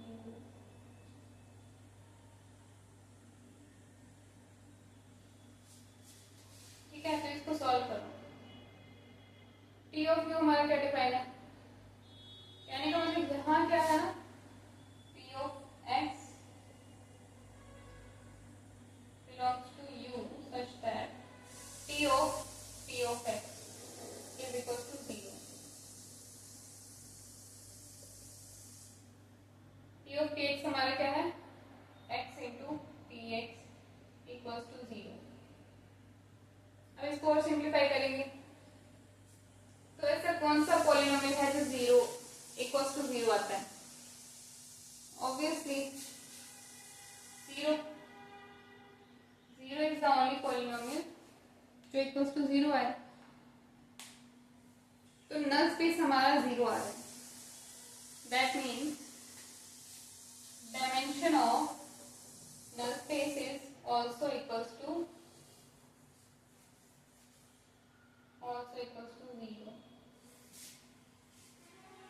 कि नल स्पेस में हमारे सिर्फ 0 is the only element of null space, that mean dimension of null space is 0, that means nullity nullity nullity of T, nullity नहीं लिखेंगे यहाँ colonel T लिखेंगे क्योंकि हम लीनियर ट्रांसफॉर्मेशन में। तो kernel T is equal to 0, kernel T equal to 0 आ जाए तो इसका मतलब क्या है, this implies that this transformation T, that this linear transformation T is one linear transformation। आगे ना इनफाइनाइट डायमेंशन का वेक्टर स्पेस था एंड हमारा ये 1 1 आया है, ठीक है। अभी कंक्लूजन नहीं निकला, अभी हम क्या देखेंगे, ऑन टू चेक करेंगे, ऑन टू चेक करेंगे, ऑन टू चेक करते हैं। ऑन टू कैसे चेक करते हैं कि अगर डायमेंशन ऑफ कोडोमेन इक्वल आ जाए डायमेंशन ऑफ रेंज पे, then this implies transformation is onto, transformation is onto, कहने का मतलब dimension of vector space V over field F is equal to dimension of range space, ये मतलब हुआ। तो इन दोनों को निकाल के देखते हैं और फिर देखते हैं कि इक्वल आ रहे हैं क्या, ठीक है। फाइंड करो dimension of vector space V and dimension of range space. शुरू में हमारे बेसिस में क्या था, 1x² ये हमारा बेसिस था। इसके ऊपर ट्रांसफॉर्मेशन अप्लाई करने के बाद हमें क्या मिला था, बोलो बोलो, x² x³ ये मिला था। इसकी डायमेंशन मतलब डोमेन की डायमेंशन, इससे में लेना देना नहीं है। इसकी डायमेंशन मतलब, इसकी डायमेंशन मतलब ओ यहाँ तो डायमेंशन इनफाइनाइट है, फिर कैसे फाइंड करेंगे, फिर ऑन टू कैसे पता चलेगा, माय गॉड पागल हो जाऊंगी, क्या टॉपिक शुरू कर दिया यार मैंने, मुझे खुद ही नहीं आ रहा, माय गॉड बताओ मुझे। चांद को निहारूं, आरती उतारूं, गंगा के किनारे बैठूंगी। ये हमारा बेसिस वेक्टर था।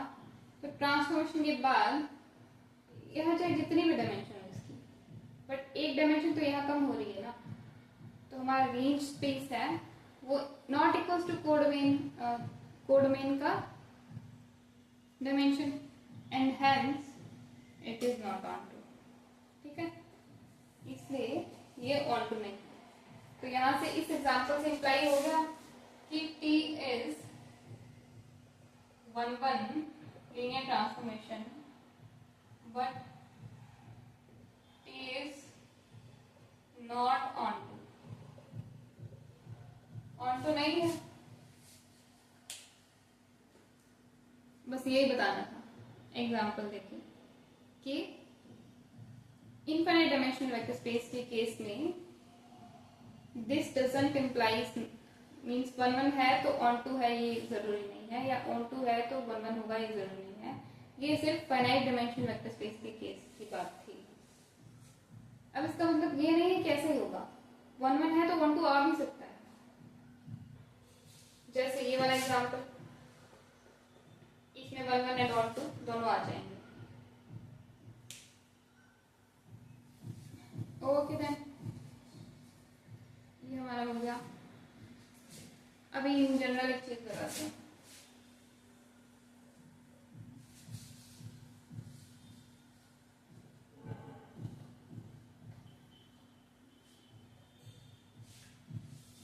देखो हमारा डोमेन डोमेन का जो वेक्टर स्पेस है उसमें कुछ ना कुछ एल आई वेक्टर्स होंगे, एंड हमारा जो कोडोमेन है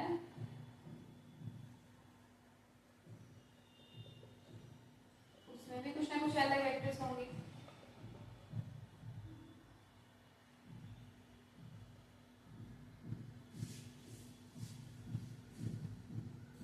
बट ये एल आई वेक्टर्स आ तो इन्हीं एल आई वेक्टर्स पे मैपिंग लगा करके है ना, कि ये हमारे मान लो फाइनाइट डायमेंशन की बात कर रहे हैं हम, v1 v2 से v3 बस इतने ही हैं। तो इन लीनियर ये एल आई वेक्टर्स हैं, एंड देन इसके एल आई वेक्टर्स जो है वो आ तो यहीं से रहे हैं ना, t of v1 t of v2 t of v3।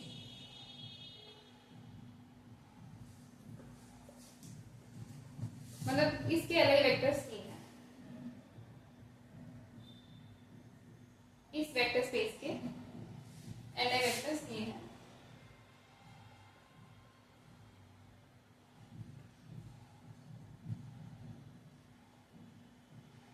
इसके एल आई वेक्टर्स ये हैं, इसके एल आई वेक्टर्स क्या होंगे? नहीं नहीं नहीं नहीं, एल आई वेक्टर्स नहीं नहीं नहीं, ध्यान दिया बात पे, ध्यान दिया बात पे। इसके एल आई वेक्टर्स ये हैं, ठीक है। इस पे ट्रांसफॉर्मेशन अप्लाई करके हमारे पास हमें वेक्टर मिल रहे हैं t of v1 t of v1 t of v2 and t of v3। ध्यान से सुना मैं क्या बोल रही हूँ। इसके ऊपर ट्रांसफॉर्मेशन अप्लाई करके हमें ये वेक्टर, इन एल आई वेक्टर्स पे ट्रांसफॉर्मेशन अप्लाई करके हमें ये वेक्टर्स मिले। I am not saying L I vectors मिले, ठीक है, कि इन एल आई वेक्टर्स पे ट्रांसफॉर्मेशन अप्लाई करके हमें ये वेक्टर्स मिले, but they are not necessarily L I vectors, है ना,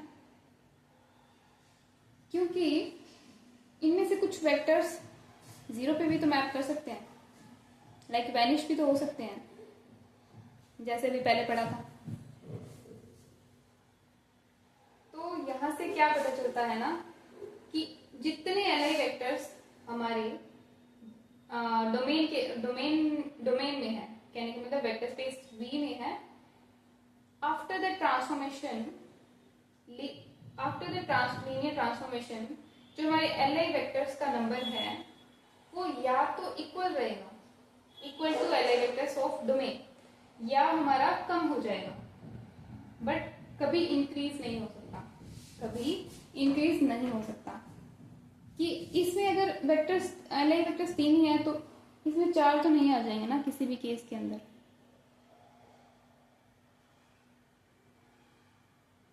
तो आफ्टर लीनियर ट्रांसफॉर्मेशन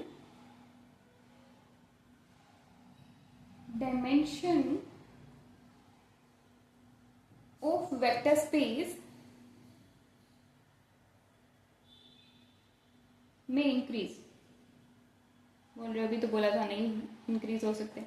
देखो डायमेंशन इंक्रीज हो सकती है, इसमें बड़े कंफ्यूज होते हैं। देखो मैं बताती हूँ कि मान लो हमारे पास एक पेपर है, ठीक है, एक पेपर है, जो पेपर क्या होता है, किस डायमेंशन में होता है एक पेपर 2 डायमेंशन में होता है, ठीक है। अगर हम उस पेपर को उस पेपर को एक मतलब प्लेन में रखते हैं, देन वो एक 2D में है, मतलब ये मैटर करता है ना कि उसको हम रख कहाँ रहे हैं।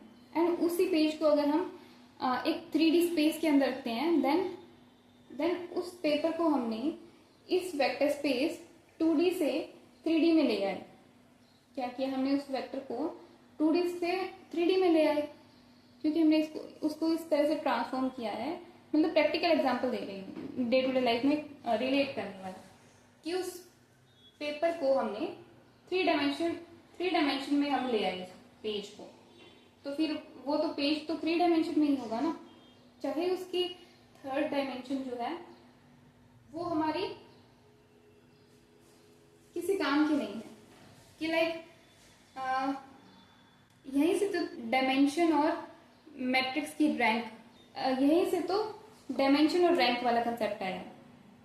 कि डायमेंशन, वेक्टर स्पेस की डायमेंशन जो है, dimension is the space in which that object या फिर दैट सब्जेक्ट इज प्लेस्ड, कि वो पेपर हमारा 3D स्पेस में प्रेजेंट है, बट वो एक्चुअली इसकी डायमेंशन क्या है, 2 डायमेंशन। तो यहाँ पे LI वेक्टर्स तो चेंज नहीं हुए ना, LI वेक्टर्स तो हमारे पहले भी पेपर के अंदर LI वेक्टर्स हमारे पहले भी 2D थे, अभी भी 2D है, बट हमने उसको रख कहाँ दिया, 2 डायमेंशन से 2 डायमेंशन वेक्टर स्पेस से 3 डायमेंशन वेक्टर स्पेस में रख दिया।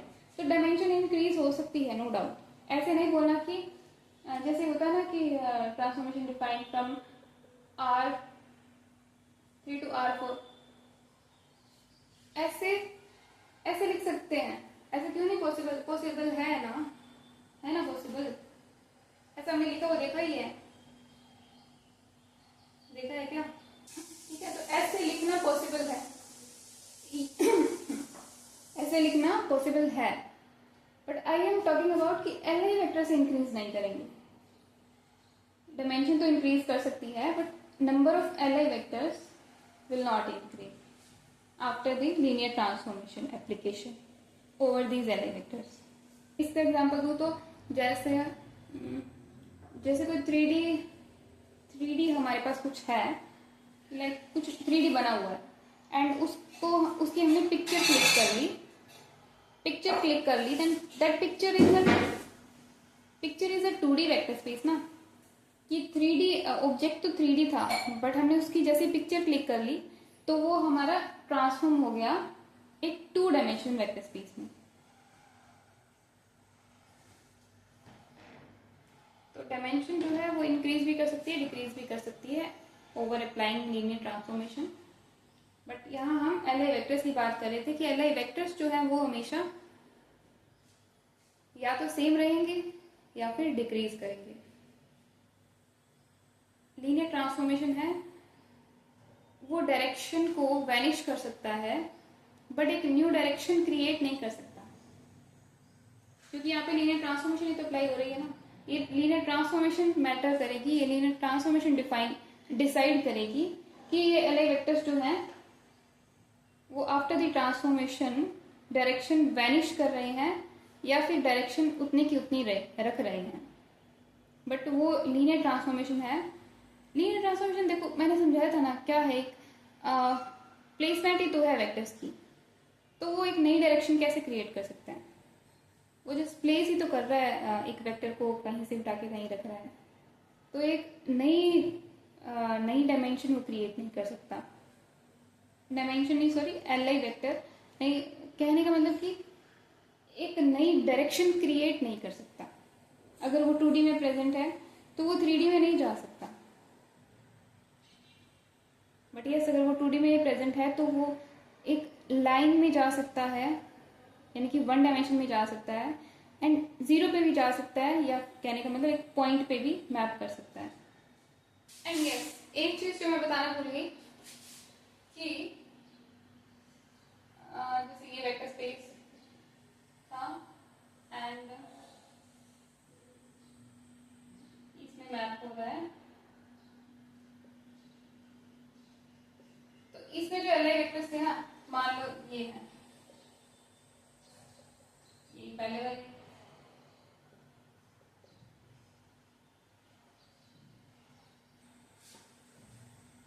कि मान लो हमें पता है कि ये LI वेक्टर्स नहीं है, ठीक है, ये LI वेक्टर्स है, बट ये मैं नहीं मतलब वो कर रही, ये मैं नहीं बोल रही कि ये वाले LI वेक्टर है, ये वाले LI वेक्टर हैं, ये वाले हमने LI वेक्टर्स लिए एंड उस पर ट्रांसफॉर्मेशन अप्लाई की। आफ्टर ट्रांसफॉर्मेशन हमें वेक्टर्स मिले W1 W2 W3। तो इन LI वेक्टर से हम ये नहीं बता सकते कि ये वेक्टर जो है वो LI वेक्टर्स हैं। कहने का मतलब इसकी डायमेंशन से इसकी डायमेंशन मान लो 3 है यहाँ, क्योंकि नंबर ऑफ LI वेक्टर्स 3 है, तो इस वेक्टर स्पेस की डायमेंशन से हम इसकी डायमेंशन नहीं बता सकते। ये लाइक इसकी डायमेंशन 3 है तो इसकी 3 या 3 से कम होगी। हम इतना एश्योर जरूर कर सकते हैं कि less than dimension of this vector space is equals to 3, but dimension of this vector space is less than equals to 3. इतना बता सकते हैं. इसकी पता है तो हमें इसके बारे में इतना इतना इम्प्लाई कर सकते हैं. बट अगर मान लो हमें इसका पता है, इसका नहीं पता, मान लो अभी पहले हमने एज्यूम किया कि हमें इसका पता है, एंड अब हमें इसका नहीं पता कि इसमें ये वाली जो वेक्टर है वो एल आई वेक्टर है. बट हमें इसका पता है कि W1, W2, W3 जो है वो हमारे एल आई वेक्टर्स है सपोज. तो अब इसकी डायमेंशन हमने कह दी कि 3 है, तो इससे हम इंप्लाई कर सकते हैं कि इसकी डायमेंशन भी 3 होगी, क्योंकि डायमेंशन है 3 है, तो वो 3 एल आई वेक्टर से ही आई होंगी ना. 3 एल आई वेक्टर तीन वेक्टर्स एल आई होंगे. 3 मतलब बेसिस में जो वेक्टर्स है वो, समझ रही हो मैं क्या बोल रही हूँ, क्या कोशिश कर रही हूँ. अब मान लो कि इसकी डायमेंशन 3 होती तो इसकी डायमेंशन भी 3 होती, फुल अगर होती तो, मतलब इसकी डायमेंशन 3 होती तो इसकी भी 3 होती. बट इसकी मान लो अगर डायमेंशन 2 होती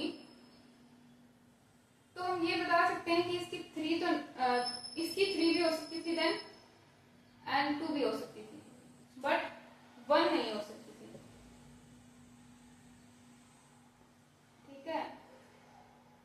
एंड इसकी डायमेंशन अगर 1 होती देन इसकी डायमेंशन 2 भी हो सकती थी, 3 भी हो सकती थी, एंड 1 भी हो सकती थी. एंड इसकी डायमेंशन अगर 0 होती देन इसकी डायमेंशन 3, 2, 1, 0, इनमें से कुछ भी हो सकती थी.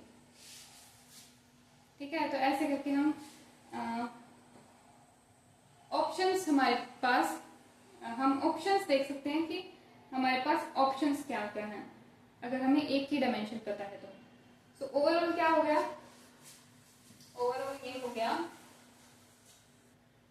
कि इसकी डायमेंशन पता है कि 3 है, तो इसकी भी 3 होगी, नहीं सॉरी 3 हो सकती है, 2 हो सकती है, 1 हो सकती है, 0 हो सकती है. इसकी डायमेंशन 2 होगी, यानी 3, 2, 1, 0 कुछ भी होगी, तो इसकी कुछ भी हो सकती है, हम कुछ इम्प्लाई नहीं कर सकते. तो ये तो बिल्कुल ही वो केस हो गया कि इसमें तो लाइक प्रोबेबिलिटी पूरी की पूरी, हमें कुछ भी आइडिया नहीं लगा सकते इसकी डायमेंशन से. ओवरऑल कहने का मतलब V की dimension does not implies anything about dimension of vector space W. ठीक है. एंड इसकी डायमेंशन अगर हमें पता है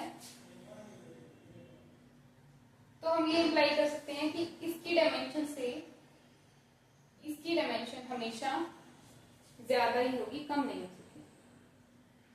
ओके. ये हमने वैसे देख ही लिया. Dimension of, overall conclusion is dimension of vector space V over pillar is always greater than equals to dimension of vector space W over the pillar. बस यही बता रही थी. तो सिंस हमारा लेक्चर जो था वो नेचर ऑफ लीनियर ट्रांसफॉर्मेशन पे था, बाकी हमने काफी कुछ सीख लिया आज, लेकिन मेन चीज तो हाईलाइट करना रही थी.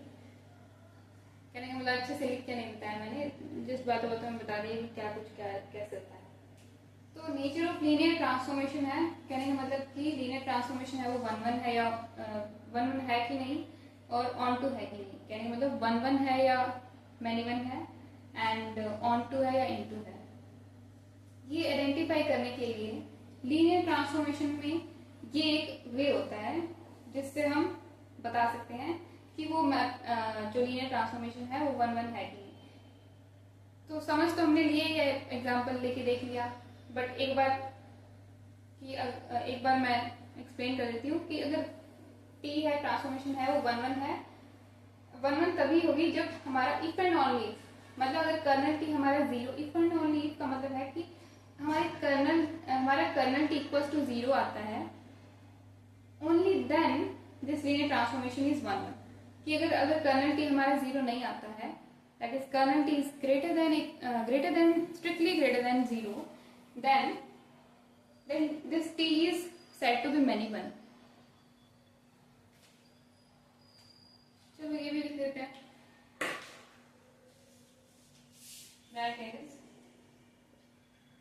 if हमारा kernel T हमारा क्या था, number of elements in the null space, number of Li vectors in the null space is greater than 0, strictly greater than 0.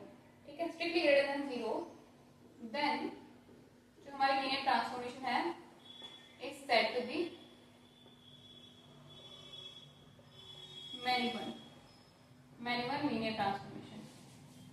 वैसे ही तो इसमें क्या होता है, डायमेंशन अगर वेक्टर स्पेस की डायमेंशन यानी मतलब कोडोमेन की डायमेंशन अगर हमारी रेंज स्पेस की डायमेंशन के इक्वल आ जाती है, देन हम बोलेंगे कि वो लीनियर ट्रांसफॉर्मेशन है वो ऑन टू है. या फिर कह सकते हैं कि रैंक जो है, rank of linear transformation is getting equals to the dimension of codomain, then this linear transformation is said to be onto. And और ऑप्शन क्या हो सकता है, हाँ तो हमें पता है कि पॉसिबल केस क्या है कि डायमेंशन ऑफ रेंज स्पेस है वो less than equals to dimension of vector space भी हो सकती है. बट अगर स्ट्रिक्टली लेस देन हो जाती है, कहने का मतलब इक्वल नहीं होती है, then that linear transformation is said to be not onto, कहने का मतलब into linear transformation. तो यही था आज का overall conclusion. and इसके बाद हम एक और चीज सीख सकते हैं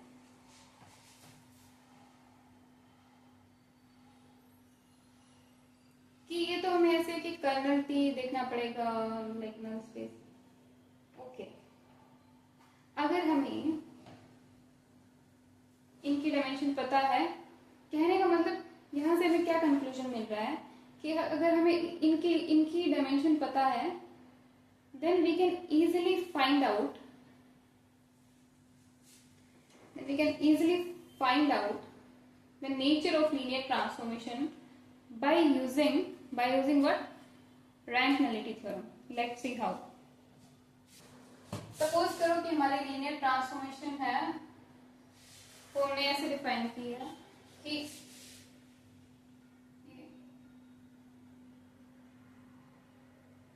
दैट मीन्स इसकी डायमेंशन n है, इसकी डायमेंशन m है. मतलब डोमेन में जो डोमेन वाला जो वेक्टर स्पेस है उसकी डायमेंशन n है. आफ्टर लीनियर ट्रांसफॉर्मेशन जो हमें वेक्टर स्पेस मिल रहा है उसकी डायमेंशन m है. अब दो केस पॉसिबल है, ठीक है. केस 1, पहला केस क्या हो सकता है कि rank of this linear transformation is equals to n, इस वाली डायमेंशन के इक्वल हो. एंड दूसरा केस हो सकता है कि rank of linear transformation T है वो इसकी डायमेंशन के इक्वल है.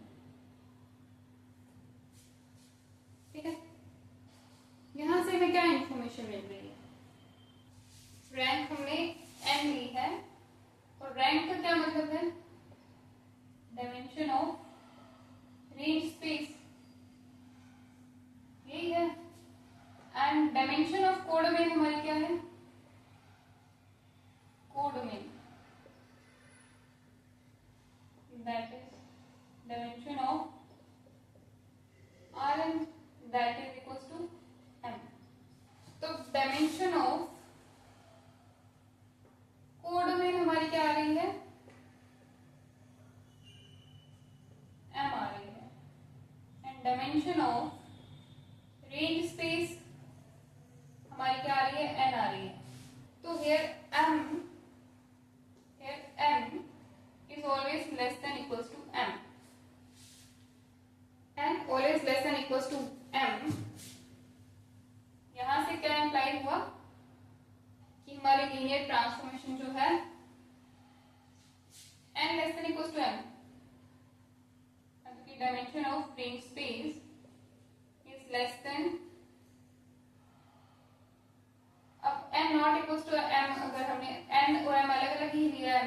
तभी तो एन और एम नाम दिया है। तो एन और एम इक्वल तो हो नहीं सकते, then dimension of range space is less than equals to dimension of codomain,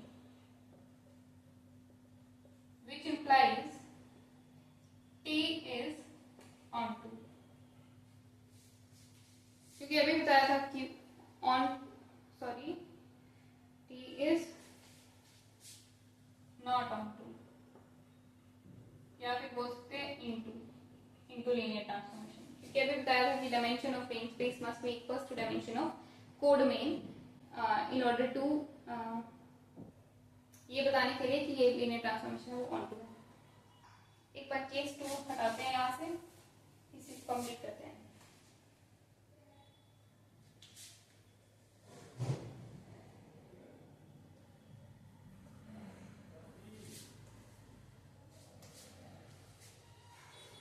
bye rank nullity theorem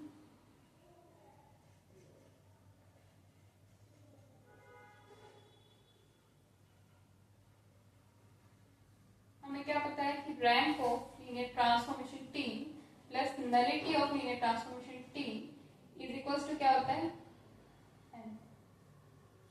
rank of T हमने लिया है n, देखना हमने लिया क्या है, सिर्फ हमने ये इसको रेस्ट्रिक्ट किया है कि इन दोनों में से रैंक इसकी ये होगी, देन क्या होगा, एंड इन दोनों में से अगर हमारी रैंक m होती है तो क्या होगा, ये दो केस बनते हैं हमारे पास। तो रैंक ऑफ T हमने n लिया, देन प्लस नलिटी हमें निकालनी है is equals to n, the nullity of T will be n minus n, that is equals to 0, and since nullity is equals to 0 that means हमारा colonel T is equals to 0, कि मैंने बताया था कि colonel T और null space number of elements in the kernel in the null space is the nullity and it is also called kernel T। ये matrix की terms में लिखा जाता है, ये हमारे लीनियर ट्रांसफॉर्मेशन की टर्म्स में लिखा जाता है। तो since kernel T is equals to 0, this implies that this linear transformation T is 1। So यहाँ से ये कंक्लूजन निकलता है कि अगर रैंक ऑफ लीनियर ट्रांसफॉर्मेशन हमारी डोमेन के इक्वल है, then that linear transformation will be 1 but not onto. तो यहां से ये कंक्लूजन निकलता है,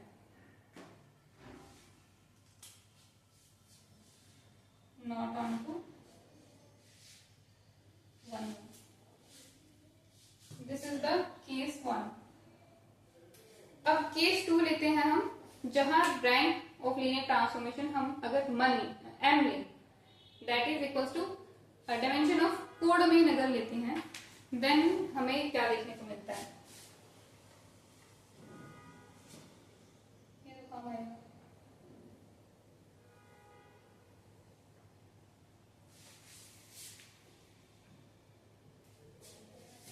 case 2 rank is equals to dimension of codomain.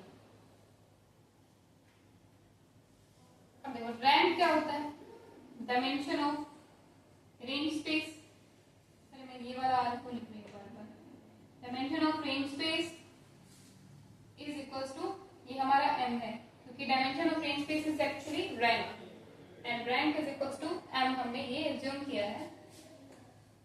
सो ये हमारा एज्यूम्ड है। अभी डायमेंशन ऑफ कोडोमेन क्या है हमारी, dimension of codomain is equals to dimension of m, since dimension of codomain is equals to dimension of range space of linear transformation T, this implies that this linear transformation T is onto linear transformation। ये onto का हो गया, rank हमने m ली थी plus nullity of T is equals to n,